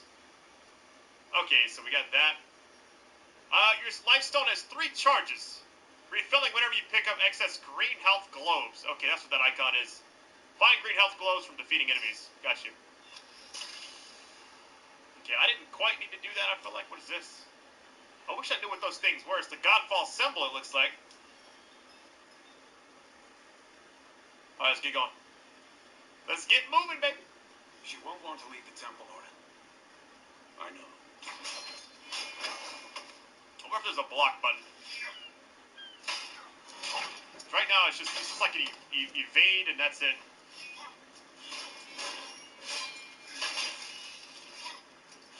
Which I'm fine with if that's the way it's going to be. I don't need to restore my health anymore. Oh, they're healing each other. What?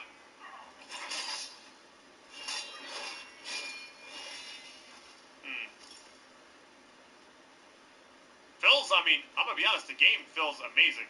It's fast, combat's really well done too. What is this?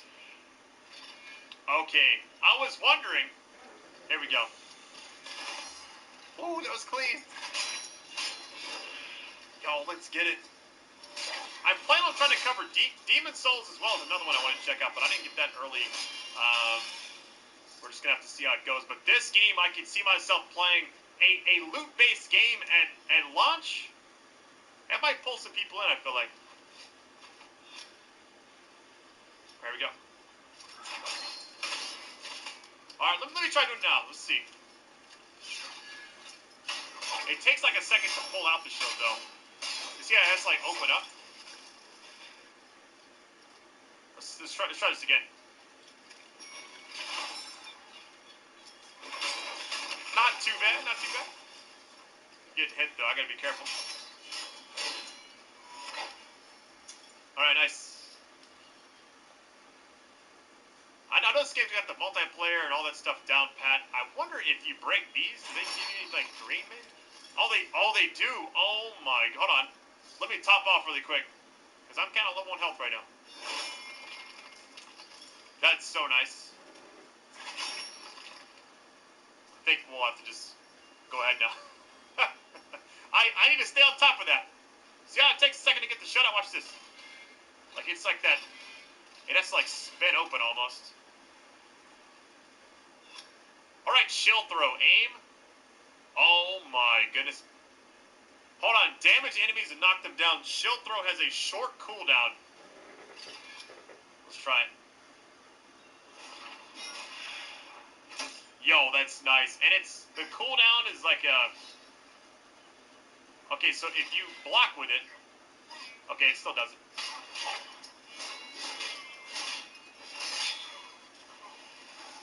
Yeah, I can kind of see the fast-pacedness of this game. Yeah, that's going to take a minute to get used to.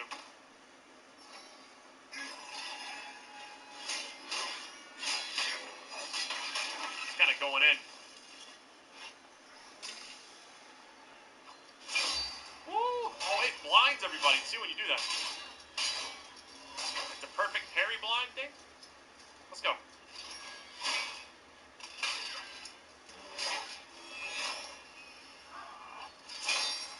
Yeah, that's smooth. Alright, aim at a phase node. Hold it. Yeah, same thing as last time. We got a guy up there, too. Hold on. Nice. Yo, that was clean. Alright, anything else down here? Looks like we got some of these. I'll take whatever health I can find. That did not have any. Man, this is exciting times, man. Next generation is finally here.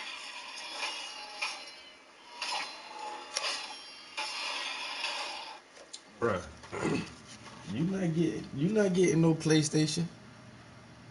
Stop worrying yourself about it, bruh. Just stop it, man. I'm gonna tell you right now. You know why? Cause you not getting no PlayStation 5, man. Bruh,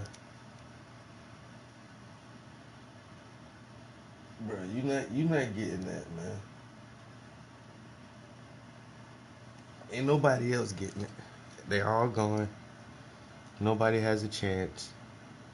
Just deal with it, man. Don't give me the pop eye, Google eye emojis, nigga. Don't worry about that. Cause you not getting it. Once again, stop worrying yourself.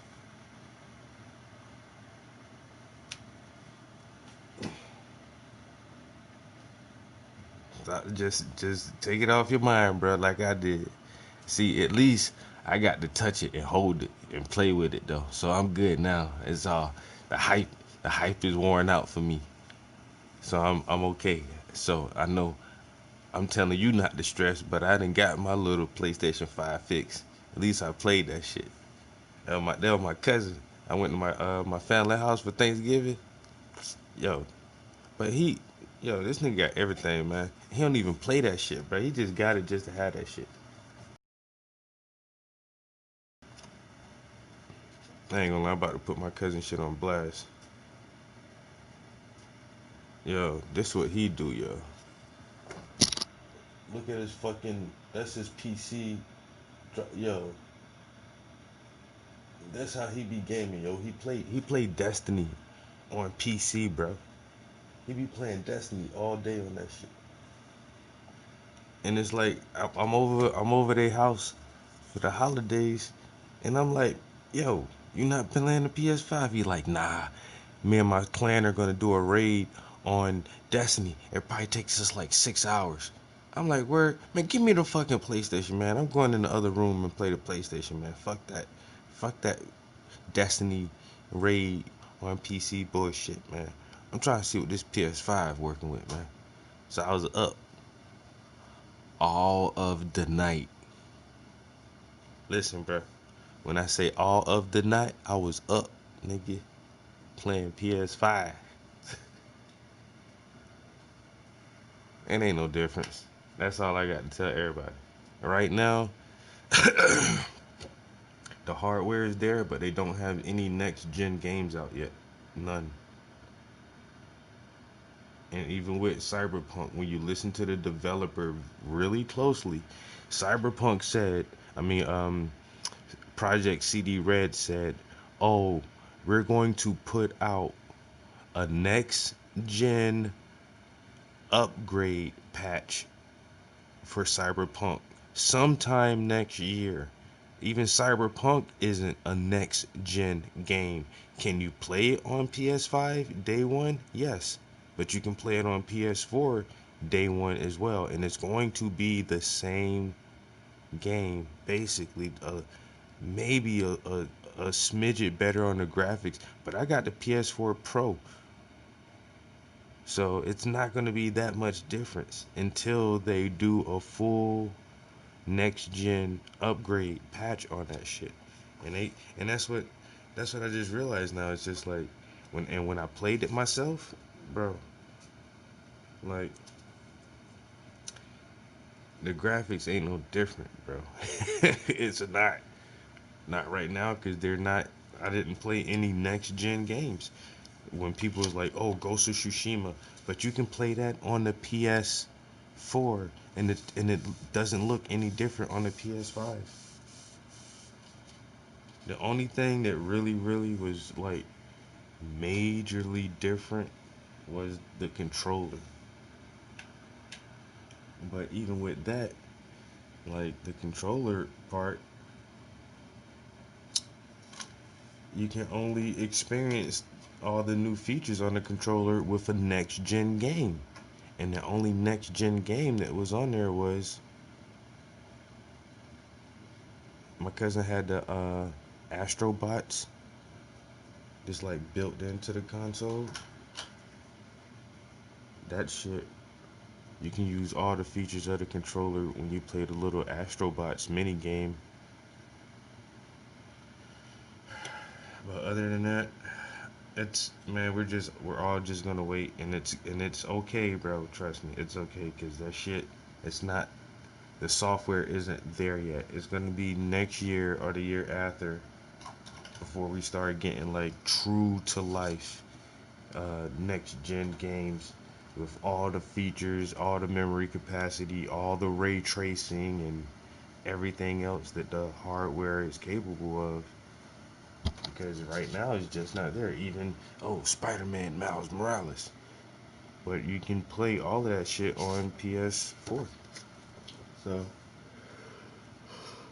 that's all I'm saying is like, man, as long as I can play that shit on PS4 and that shit basically looks the fucking same, and I ain't worrying about it. Like I say, bro, that shit, it is what it is.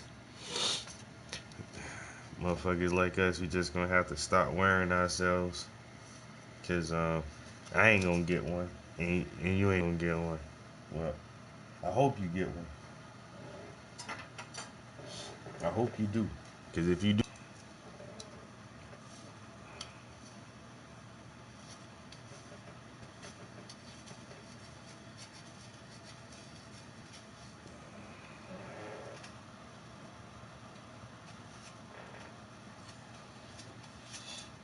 I ain't gonna lie, something had me so fucking sure, yo. I've been so sure, like, oh, if I just, keep checking the websites, I'll get one. Like I really have, you know, just come to face the facts, man. You know what I'm saying? It's hard, but you know, motherfucker gotta just face the facts. You not getting no PlayStation. The holiday, yeah. We're right in the holiday season, and all these little rich kids crying for that shit, bruh.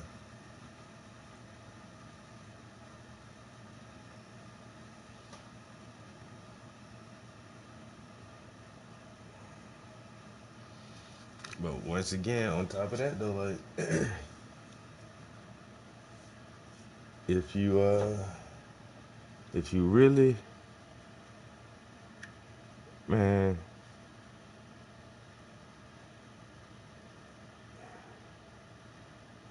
if you really want one, man, there they go. All the PlayStation you want, $1,200. Everybody got PlayStations, $1,000, $1,200. You know,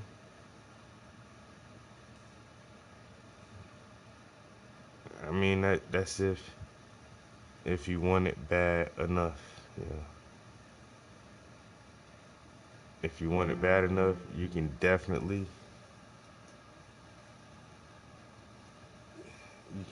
go get a PS5 right now. You can go scoop that shit up right now, son.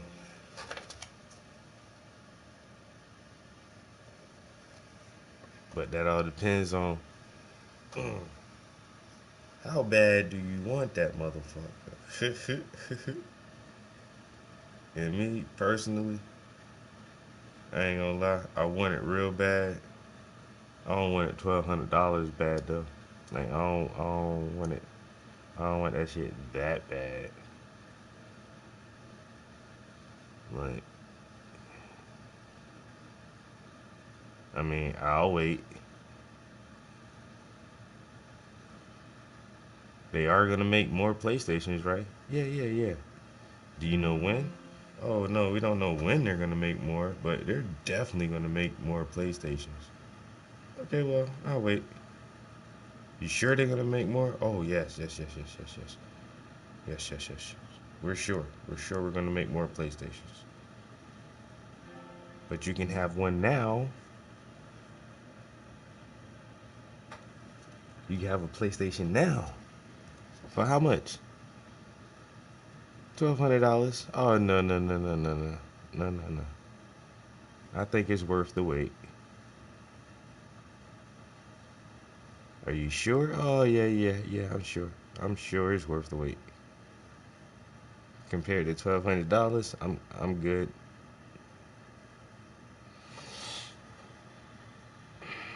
I am so good on that, bro.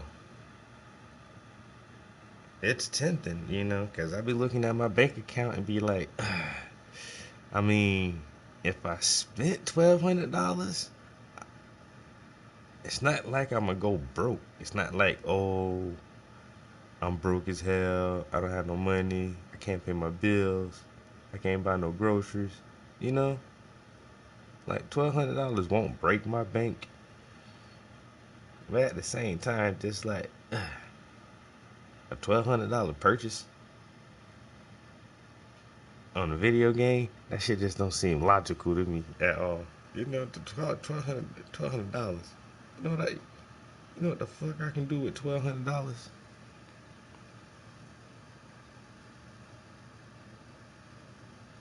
You save it like I'm doing with it right now. That's what I can do with $1,200. I can save that bitch just like I'm doing right now. You know, shit, $1,200 that's an investment move, a real investment.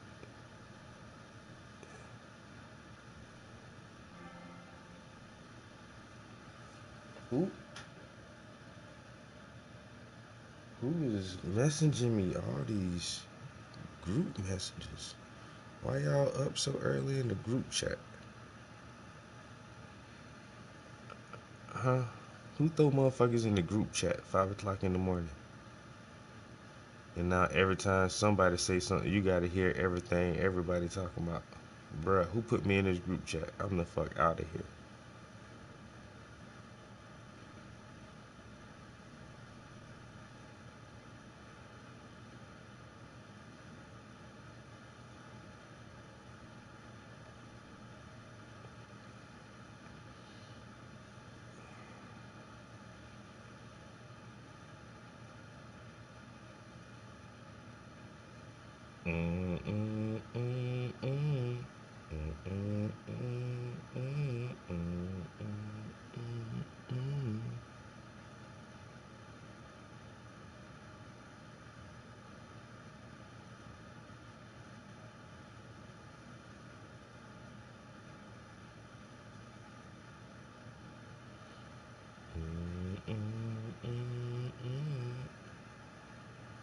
Y'all know what I'm doing?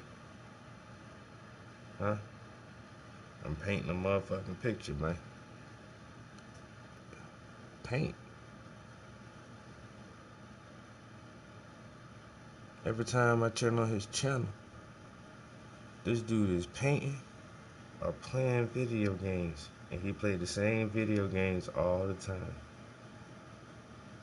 Well, no, I've been playing some free video games lately.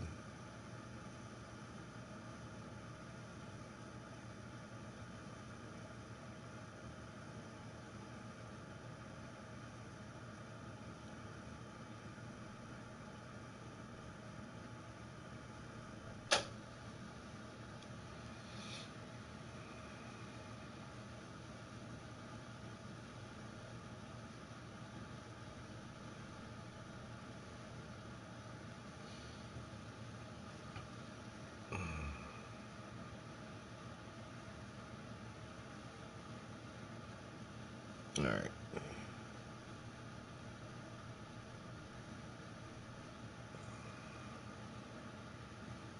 Y'all see what I'm doing? It all looks like one color, but it's really not. This whole little area. How do I balance out painting and gameplay?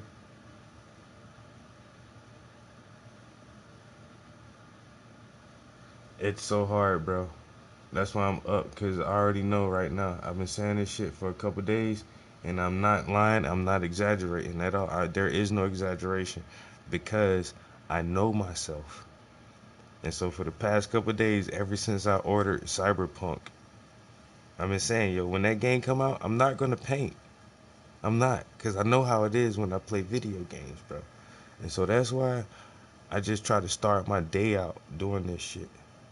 Because I am a gamer, and I got other shit to do, you know, normally work, but since I've been injured, I have been, like, on the game a lot more, because I'm not working, so I don't, you know, I have more, you know, downtime throughout the day, but it's one of my biggest struggles, you know, because I've been playing video games before I was painting. I've been playing video games since I was, you know, 6, 7 years old, bro. Been playing video games. I ain't really start painting until I was in my 20s. And I've always loved video games. And I think one of the reasons I enjoy video games is because it's an interactive art form. It's art.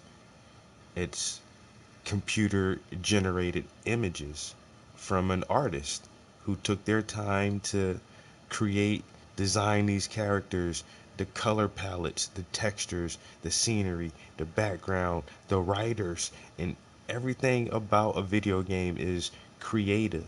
It's an entire creative process, and it's art in action that you can interact with. And I love that medium of art. To me, like, video games are art. And I don't know.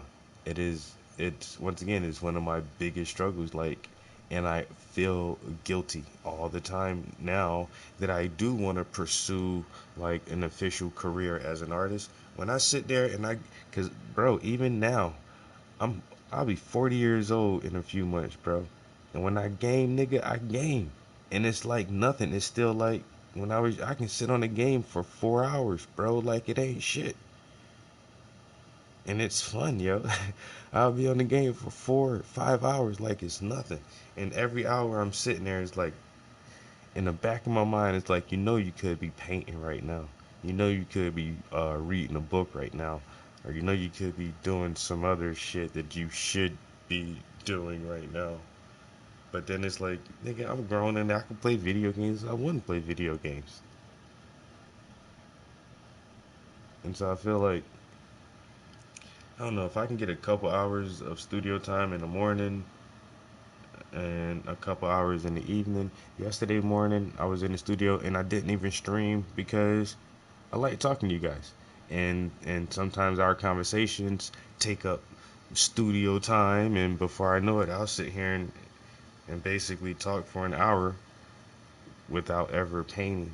So sometimes I'll come in the studio and leave the camera off just so I can, really focus on the artwork and get shit done. So,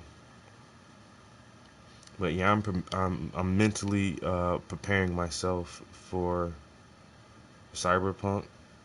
So every day I need to be as diligent as I can and get as much done on this piece right here as I can, because in a few days I'm going to neglect all of my art, all of my creative process, to enjoy the art and creative process of another group of individuals who have taken 8 years to give us their vision of a cool interactive medium. So am I gonna sit down and enjoy this shit for a few days as soon as I get my hands on it? Hells yes. The same way with Grand Theft Auto 5 when that shit came out, yo. I took a day off work for that game, yo. A vacation day. I'm not coming to work today.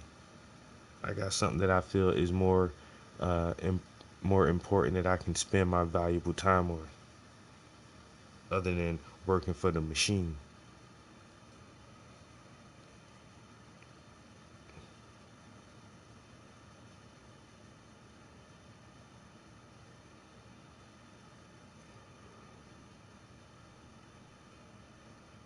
My girl now, like, I don't know, I really didn't explain that to her, and she's younger than I am, and so I guess she just assumed, like, because I do try to be an intellectual,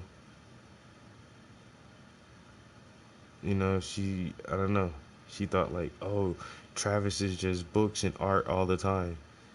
But like the other day, she was her first time complaining. Like, she was like, my nigga, you've been on the game since I got home from work. I'm like, and? She's like, that was 2 hours ago. I'm like, and what the fuck are you trying to say? What? Well, I wanted to watch a movie or something. Like, yo, there's mad TVs in this house, yo. It's like 3-4 TVs in the house. You don't have to be right here watching a movie with me.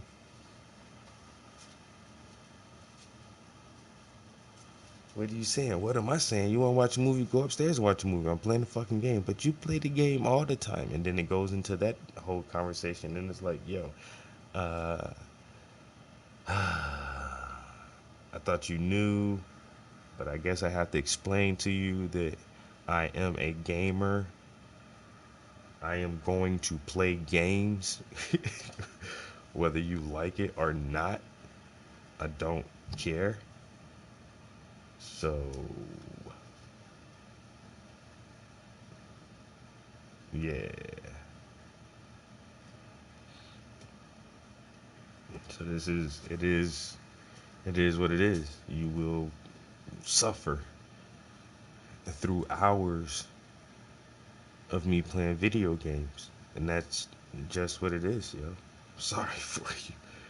Hey, the last like major relationship I was in, the one really cool thing was she was a fucking gamer, yo. My ex was a fucking gamer, and it was to the point where I would tell her to turn off the video game sometimes, and it's because she would do like 8 hour sessions, 8 9 hours straight, bro. On her days off, like 9 hours it ain't shit, yo.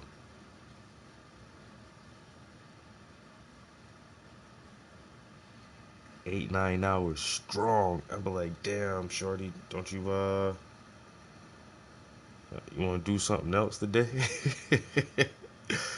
And then I felt weird, like, yeah, I can't believe I'm asking somebody to get off the game for a little while so we could do shit.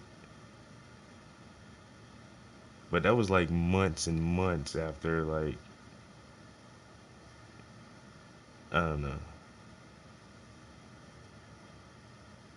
But then it never really got to me like, oh my god, this is such a major issue now.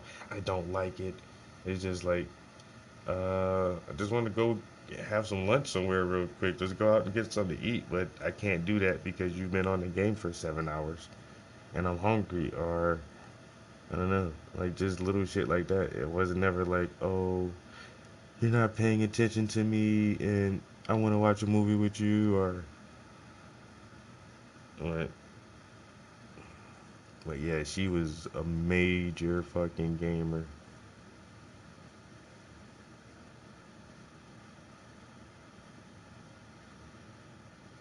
And then when that Elder Scrolls, oh my god, Elder Scrolls Online, she spent so much money on that game.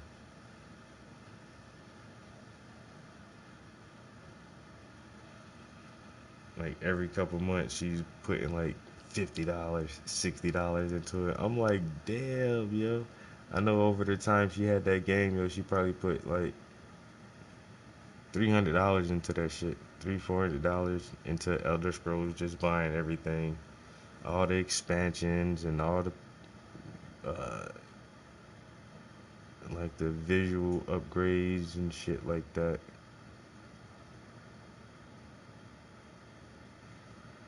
Like building houses. I remember that shit, yo. Like she was building and designing houses, and it's like some things cost real money to buy, and I'm like, what the fuck? You're spending real money to buy and decorate a house in a video game. And I was like, okay. It's your money, yo. What the fuck? But that's how you know, like, okay, this chick is a super gamer. A sweaty palm, nerdy gamer, yo.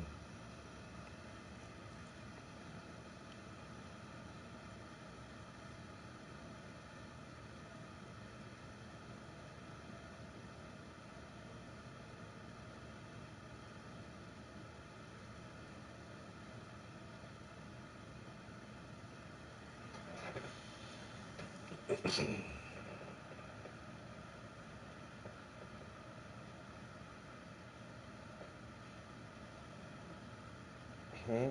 That girl would trip if you was painting another woman that ain't her. Oh man. Tell her to stop being so sensitive. This just a model.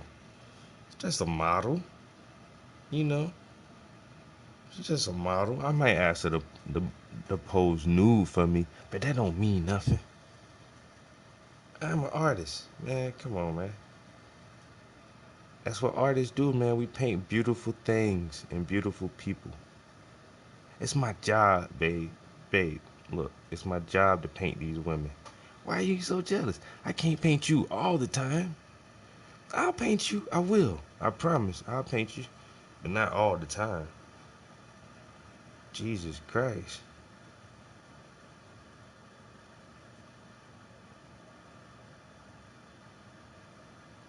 I mean, I do gotta sell these things, you know, or attempt to sell them. I can't just sell 100 paintings of you. Ain't nobody gonna who. That's why I married you. Damn. Who else? Who gonna buy 100 paintings of you? Okay then, that's my point. Okay then. Well, I gotta paint other women then. Other men too. You know, handsome men, you know. And women, beautiful women. I ain't just gonna shit. Oh, you can't paint no more nude painting. Well, you know what? I can't be with you then. I swear to God, yo. I love my art more than my relationships. I ain't gonna lie. I think I can honestly say that.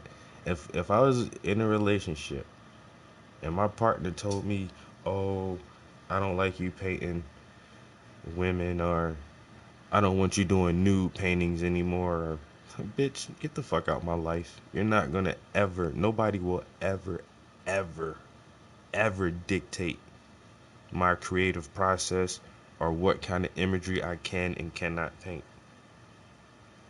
I won't let nobody do that shit to me. Nobody. You're not gonna tell me what I can paint or who I can paint.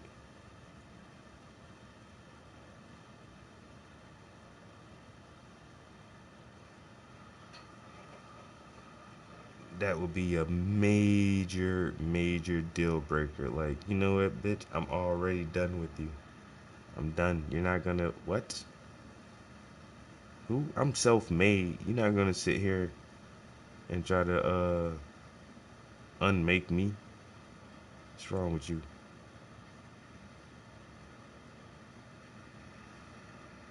You can't unmake a self-made man, bitch. What's wrong with you?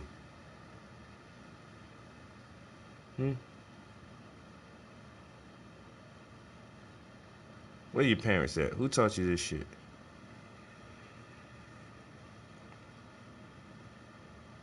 I don't like when you paint XYZ. Well, I don't like when you tell me you don't like what the fuck I paint.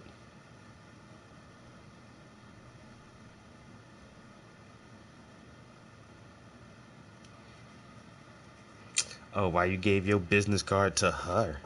Because you want her to model for you? Yeah. Why? You think she pretty? Yes.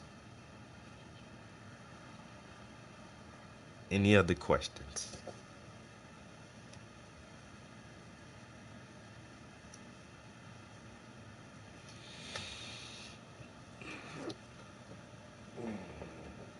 Oh, damn. I already did 2 hours in this motherfucker. Alright, 2 hours, 2 hours. 2 hours, 2 hours. A toast. 2 hours.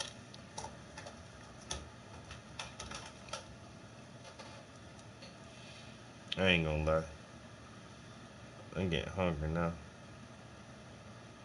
I done smoked a doobie this morning, too. Ooh. I done smoked a doobie this morning, too. Now the munchies kicking in. Some munchkin cinnamon.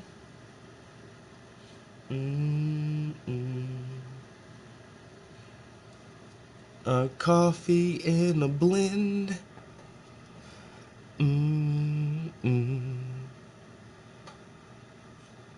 The papers in the wind. 'Cause the munchies kicking in. The munchies kicking in.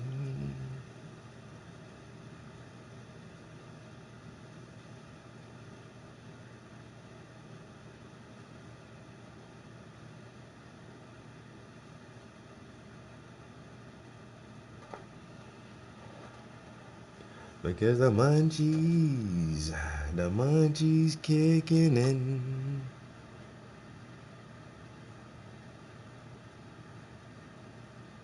Coach A, yo.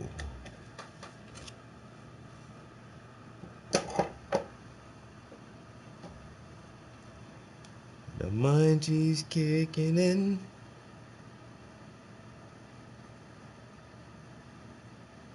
Munchkin cinnamon.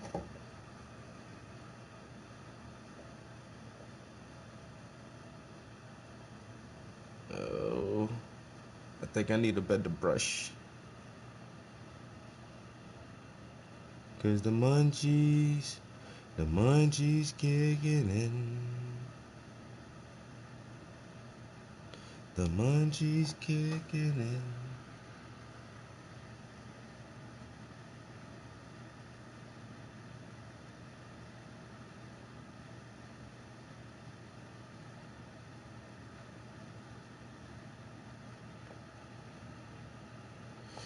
Daydream while I doodle about some toaster strudels, because the munchies are kicking in.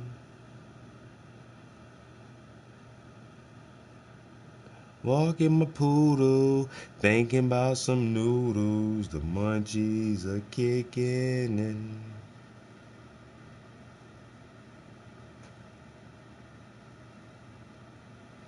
The munchies, the munchies.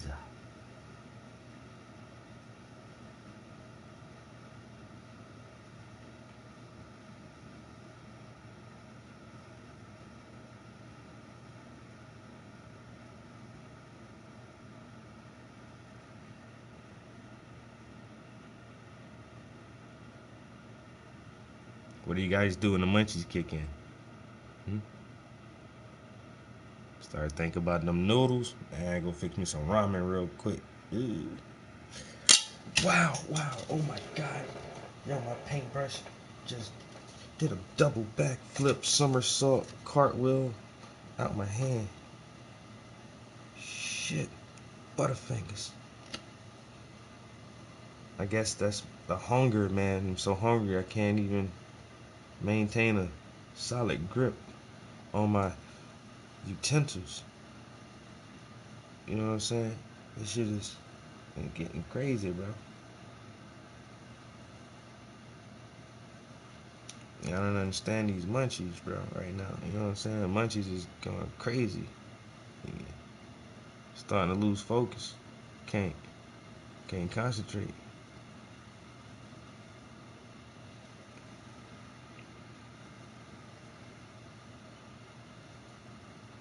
Y'all ever get that I can't concentrate feeling because I'm so hungry? You know what the worst one is, though? The worst I can't concentrate is I gotta pee or gotta shit. Sometimes I think pissing is worse because for some reason, yo, if you hold your shit long enough, it kind of go up and go away for a little minute. But when you gotta pee, like, ain't no way to stop that feeling, yo. If you gotta pee real bad, bro, I can't concentrate, yo.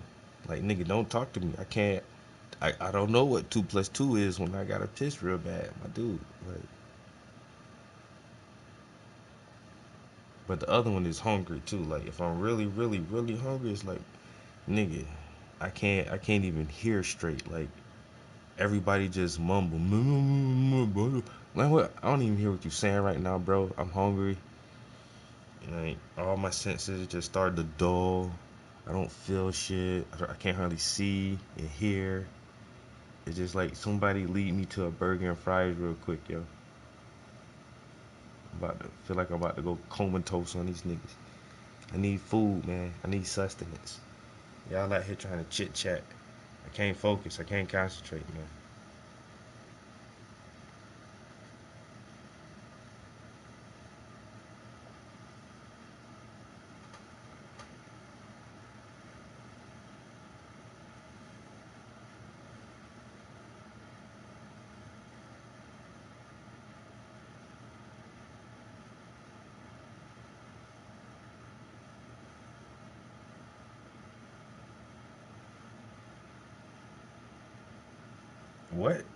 What in the...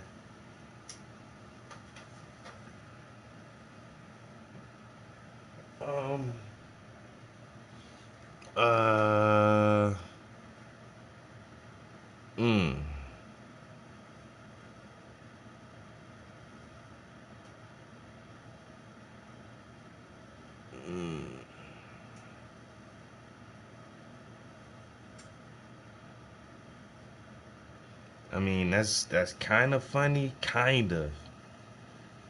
Like, if you had a funny sounding voice, like if you had a stand-up comedian voice, and I can actually hear you, like hear that joke, but it was like after, you know, it was like a good punchline to like a really funny story or something, I would be like ha ha ha.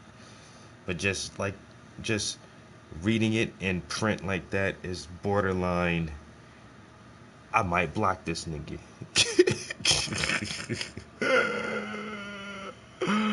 I mean, I can't relate because I didn't have the choice of whether I was circumcised or not. You know, motherfuckers cut me. You know, motherfuckers cut my body up. They butchered me as a baby. You know what I'm saying?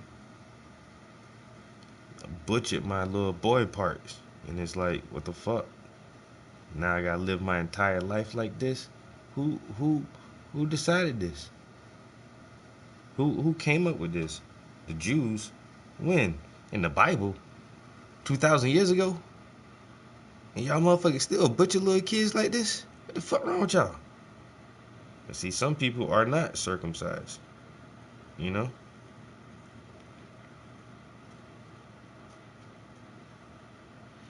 So I wouldn't personally know about that. But this nigga say you can't concentrate. Wow.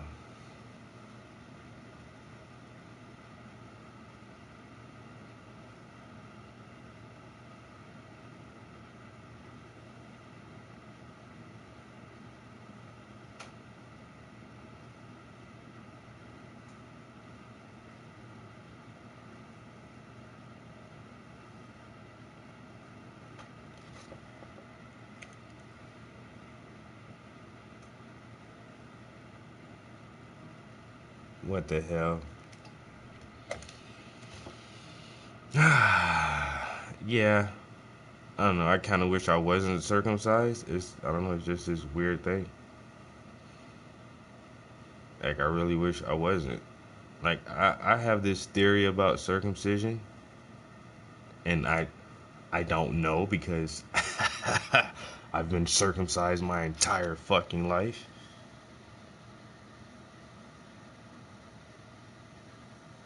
I talked to some guys who are not circumcised, and it's kind of hard to even tell like if it's true or not.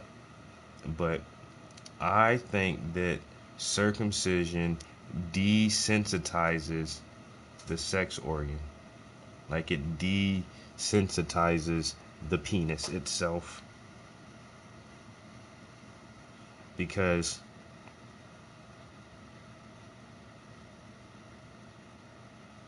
I don't know. The head of the penis is filled with nerve endings. It's like the most sensitive part. And so, nature gave us a flap of skin to cover like the most sensitive part of our reproductive system. It's there for a reason. You know, it covers the head of the penis. And now when you cut that skin away, the penis is always exposed and it's always bumping and touching other things, your underwear, your pants, or whatever. And so now, over the years, it becomes desensitized to touch because it's always touching something. Whereas, if you are not circumcised and you maintain and retain that barrier, that layer of protection from the head of your penis and the outside world, when you do go to use your penis and expose the head of it, it should be more sensitive because it hasn't been touched all fucking day. So I don't know. That's just sitting down thinking, like, and this is when I was a young child. Like, I'm in my teenage years when I first started contemplating, like, why do they cut boys like that as a baby? And it's like, doesn't that mess us up some kind of way? If we're born like that and it's supposed to be there, you know, what are the consequences of taking it? Oh, it's cleaner for hygiene. Well, teach little boys how to wash their fucking nuts better and take care of their body better and not be ashamed of the way they're fucking born. Like, and I just still do not get this shit. And so now I just always felt like,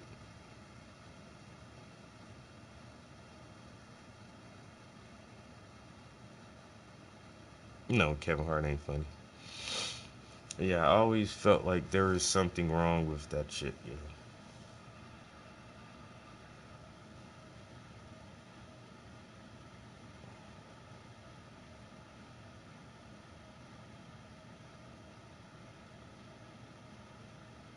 Like I was in the hospital when my son was born, and he is not circumcised. Like, yo, don't cut my fucking son, yo.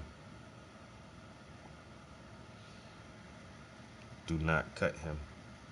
I'm not fucking with you guys.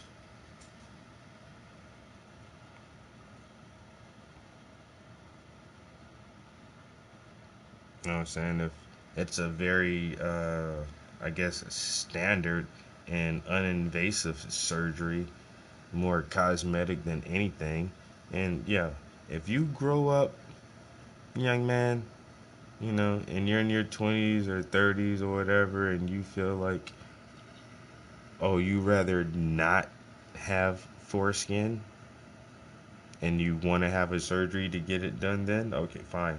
Hey, more power to you. Have that shit done. But I'll leave the option up to you. I'm not gonna like butcher my son as a child.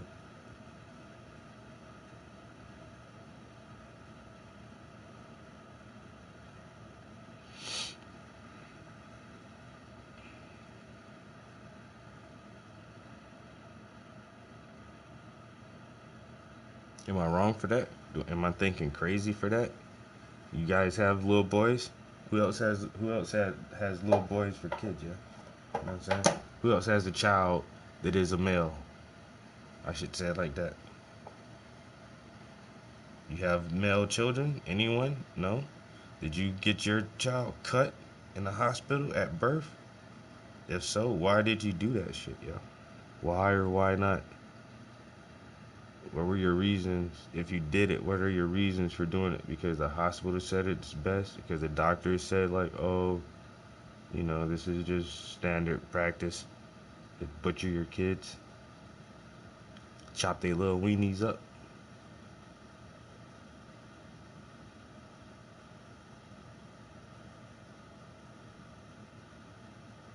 From some pagan ass practice from thousands of years ago?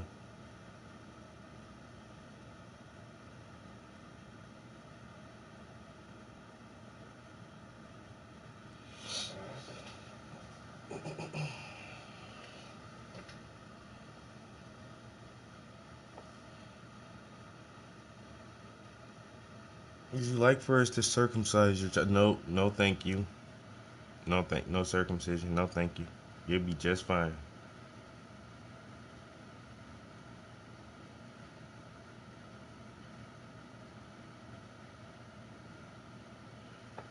He will be just fine.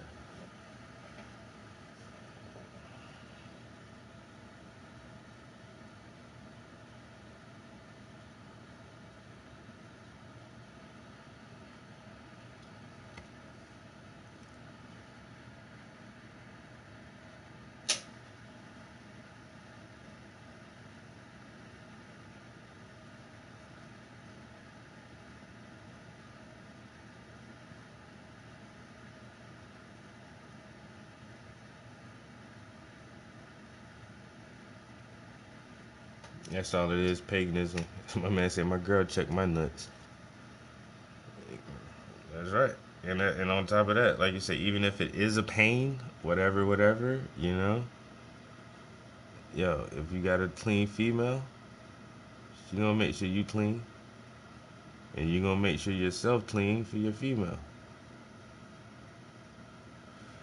That's all there is to it, bro. Once again, I don't have foreskin, so I don't know like all the procedures and, you know, daily cleaning routines and water pigs or whatever, but Like I said, if I had the option, if someone gave me the option, I would rather have, you know, stayed intact. Whatever the fuck I was born with, just leave me that fucking way, yo.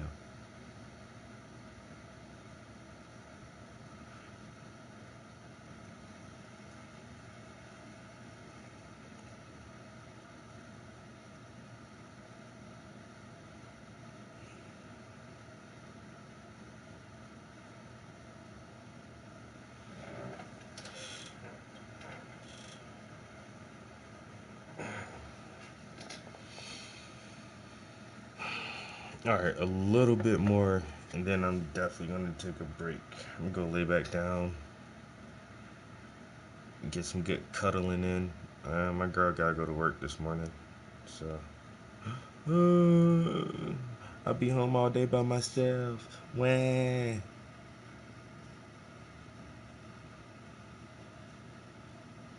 what I'm gonna do is play video games. What? Y'all already knew that was coming though, right?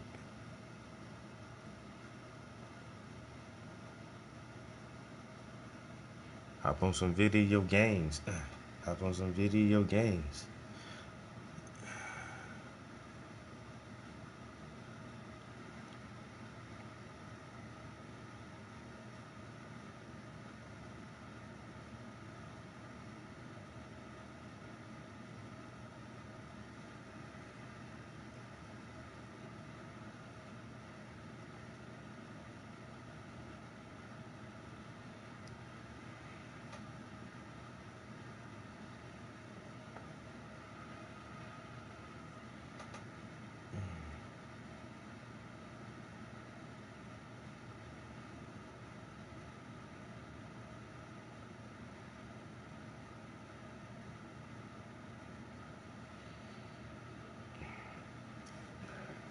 Oh my god, I hate doing individual strands of hair.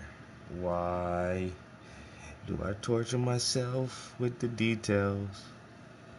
Why do I torture myself with the details? Whoa, whoa, whoa. Why do I torture myself with the details?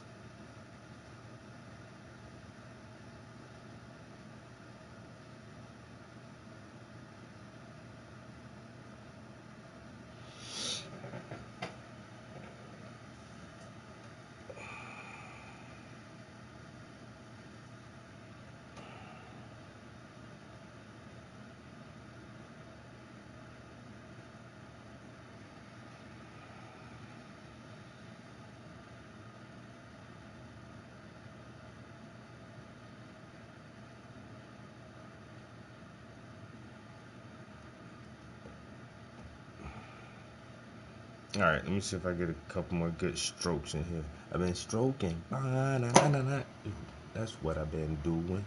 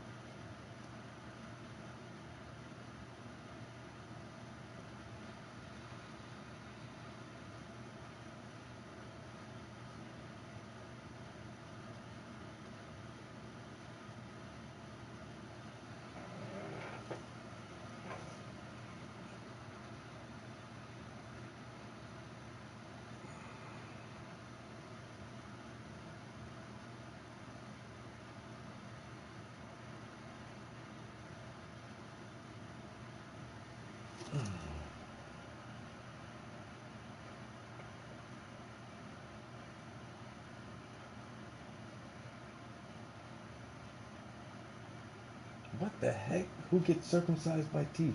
Yo, why are y'all in here this morning? What y'all doing up, man? Y'all ain't had no coffee or nothing yet, man? Y'all ain't had no cereal? I had some breakfast cereals this morning. What y'all eating? I'm hungry, man. I'm already hungry, man. You know what I'm saying? What's good, man? Everybody else, y'all got some toast or something? English muffins? A bagel? A croissant? No? I get nervous when too many people be watching me paint. I only need like 2 people in here. Hey, about 6, 7 people in here. I start questioning y'all. Then y'all look like ops, nigga.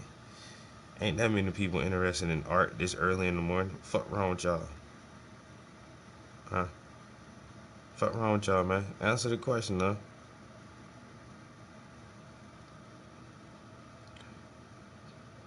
This young African American man is painting some hair.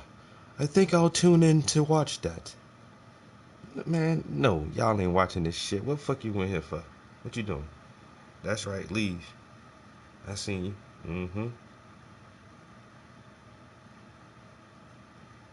Mm-hmm. Mother?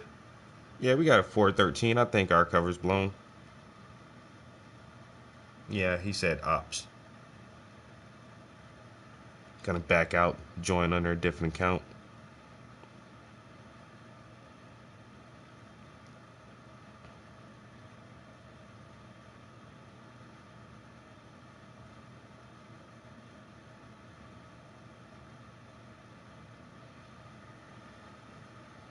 Trying to fool me. Oh yeah, shit, y'all motherfucker can't fool me.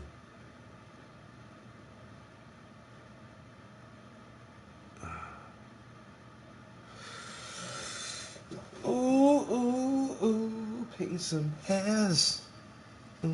Painting them hairs.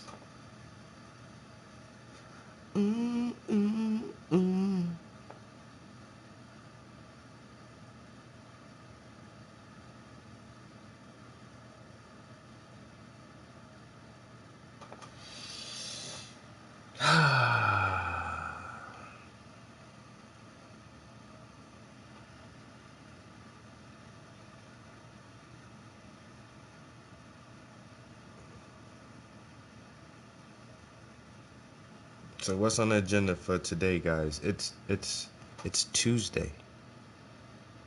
I'm just going to assume that some of you guys are up this early because you're getting ready for work, right? Am I right? I knew I was right. Working ass motherfuckers. You going to work, right? Yeah. As you should. You know why? You know why people go to work, right? Earn some fucking money. As you should.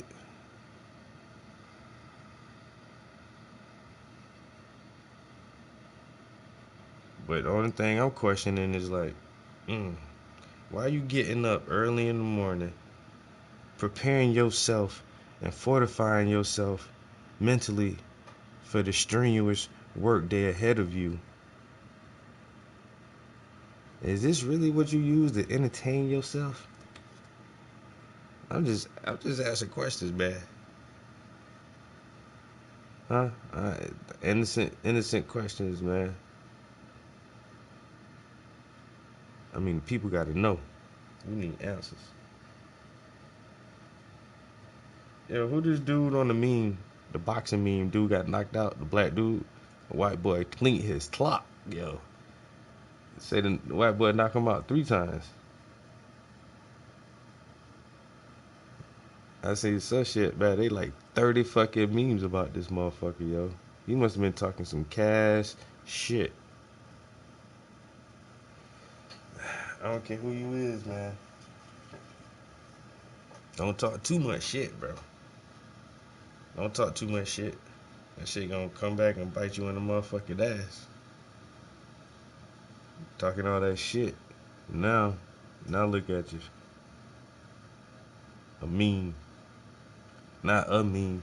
Hundreds of meme inspirations you have given us.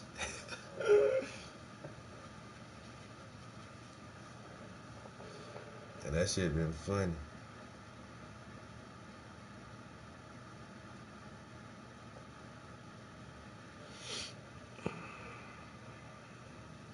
When people gotta travel to another city, it's stupid, bro. I work in a different city. I hate it. I used to work 5 minutes from my job, literally a 5-minute drive. Get in the car, go through one red light, drive a little minute, go through another red light, and make a turn. I'm at work. I gotta be to work at 6 o'clock in the morning. I leave my house at 5:55. I leave home at 5:55 and be to work right at 6 o'clock, yo. Used to love that shit. Now I have a 40-minute drive to work because I work in a different fucking city. No, it's not fun. It's not. A long commute to work is not fun at all. I don't enjoy it. I don't enjoy being in the car for 40 minutes in the morning and 40 minutes in the afternoon. Sometimes an hour in the afternoon, depending on how traffic is and if they're doing road construction.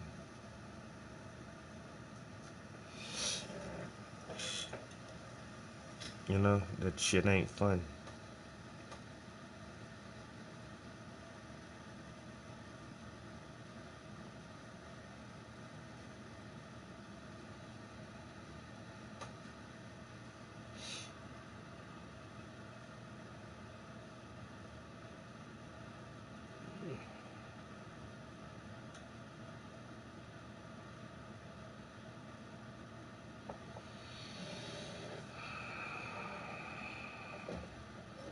Trying to get this hair to come to life. You feel me? Trying to make it look real. You know, well, make it look like hair. At least. Can you tell this is supposed to be her hair? Does it look like hair? Alright, then I did my job. I'm out of here. I'm done. My job is done. Well, he said he was going to paint some hair, and it looks like hair. I guess he is done. Damn right I'm done. I came, I saw, I conquered. I painted a full head of hair in my pajamas. Well, I don't actually have pajamas on right now. I have on my paint clothes, but you get the point. You know what I'm saying?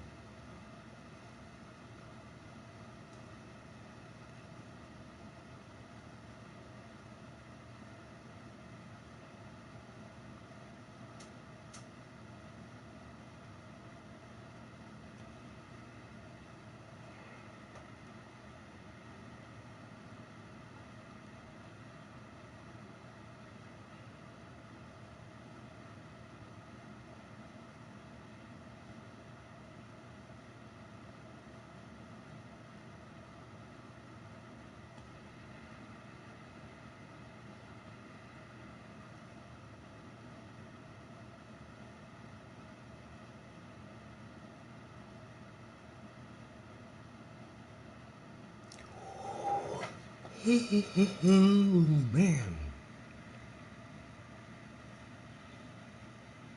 Yeah, I'm gonna go get back in bed, guys. You know why? Because I don't have to go to work this morning. I do not have to go to work.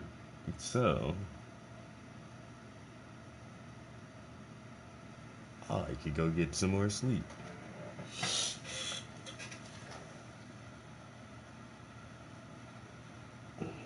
And then when I come back, I was just filling some more individual hairs here.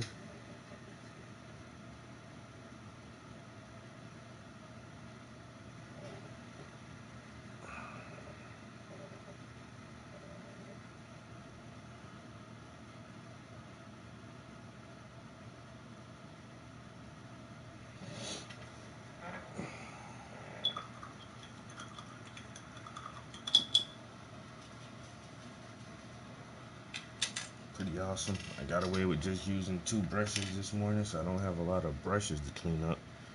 But I do have a lot of paint on this brush that I don't want to waste, so let's wipe it on the canvas.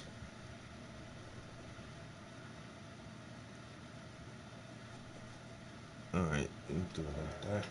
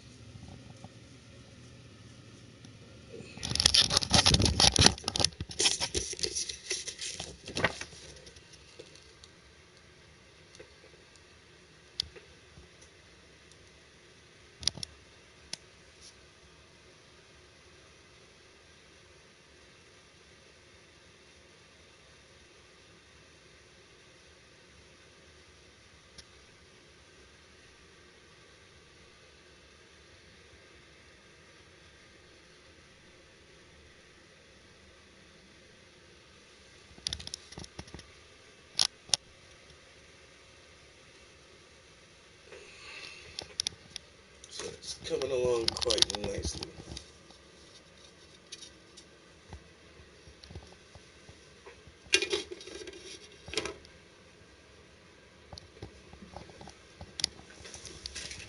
Oh shit.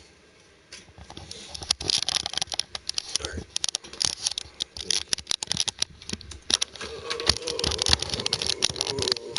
Let me power down the studio. Turn some shit up in here. Let's see.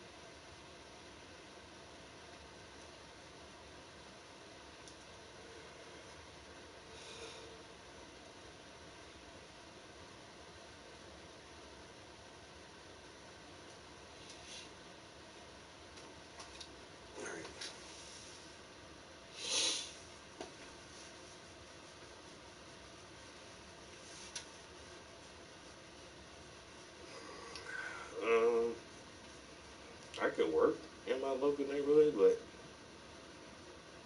I don't know. I got a good job where I'm at. And so I've had my job first. Well, no, that's not how it went. But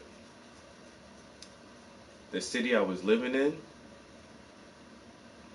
I bought a house in a different city, but I still work in the city I used to live in, just because that's where everything is at and the better opportunities.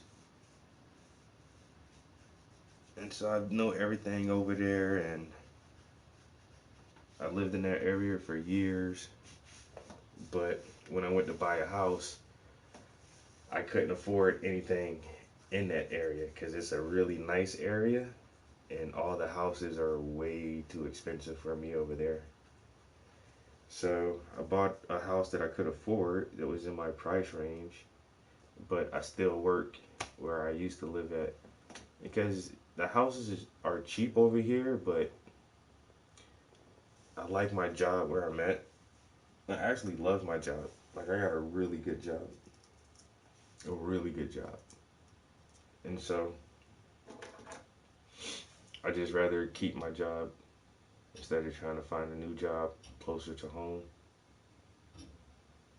Because if I did find a job close to where I live at, it'd have to be like some dumbass factory job or some shit like that, and I don't want to do that.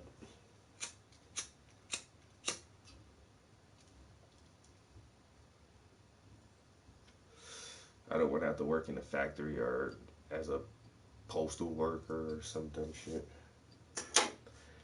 So I'll just keep the job I have.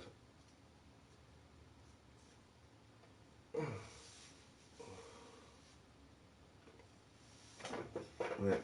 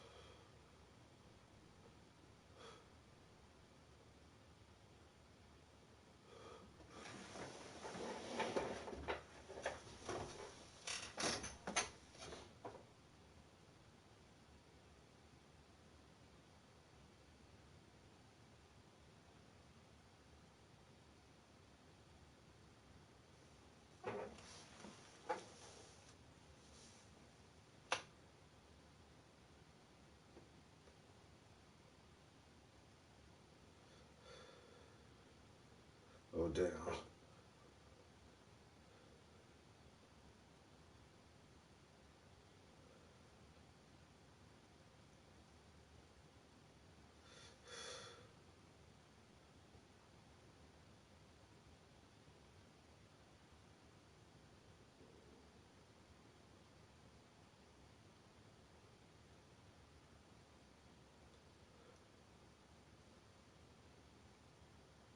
That's crazy.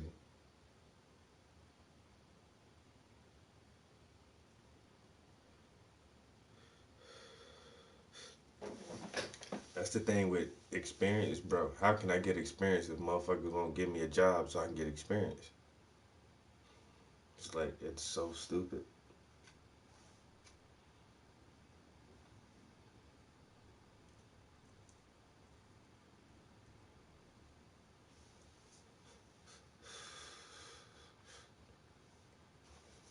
Alright, guys. We're almost at 3 hours. What time is it?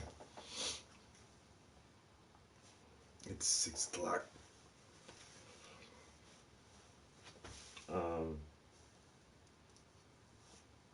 Take your vegetables.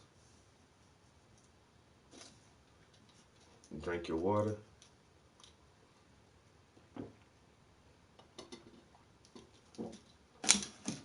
Make sure you get enough exercise. And be creative, guys. Make something that's pretty. Thanks for joining me in the stream. And thanks for keeping me company while I've been in the studio and watching the progress on this portrait. We got a lot of hair painted this morning, and it's starting to look good now. So, if I don't see you guys later today, I'll see you guys tomorrow morning. Peace.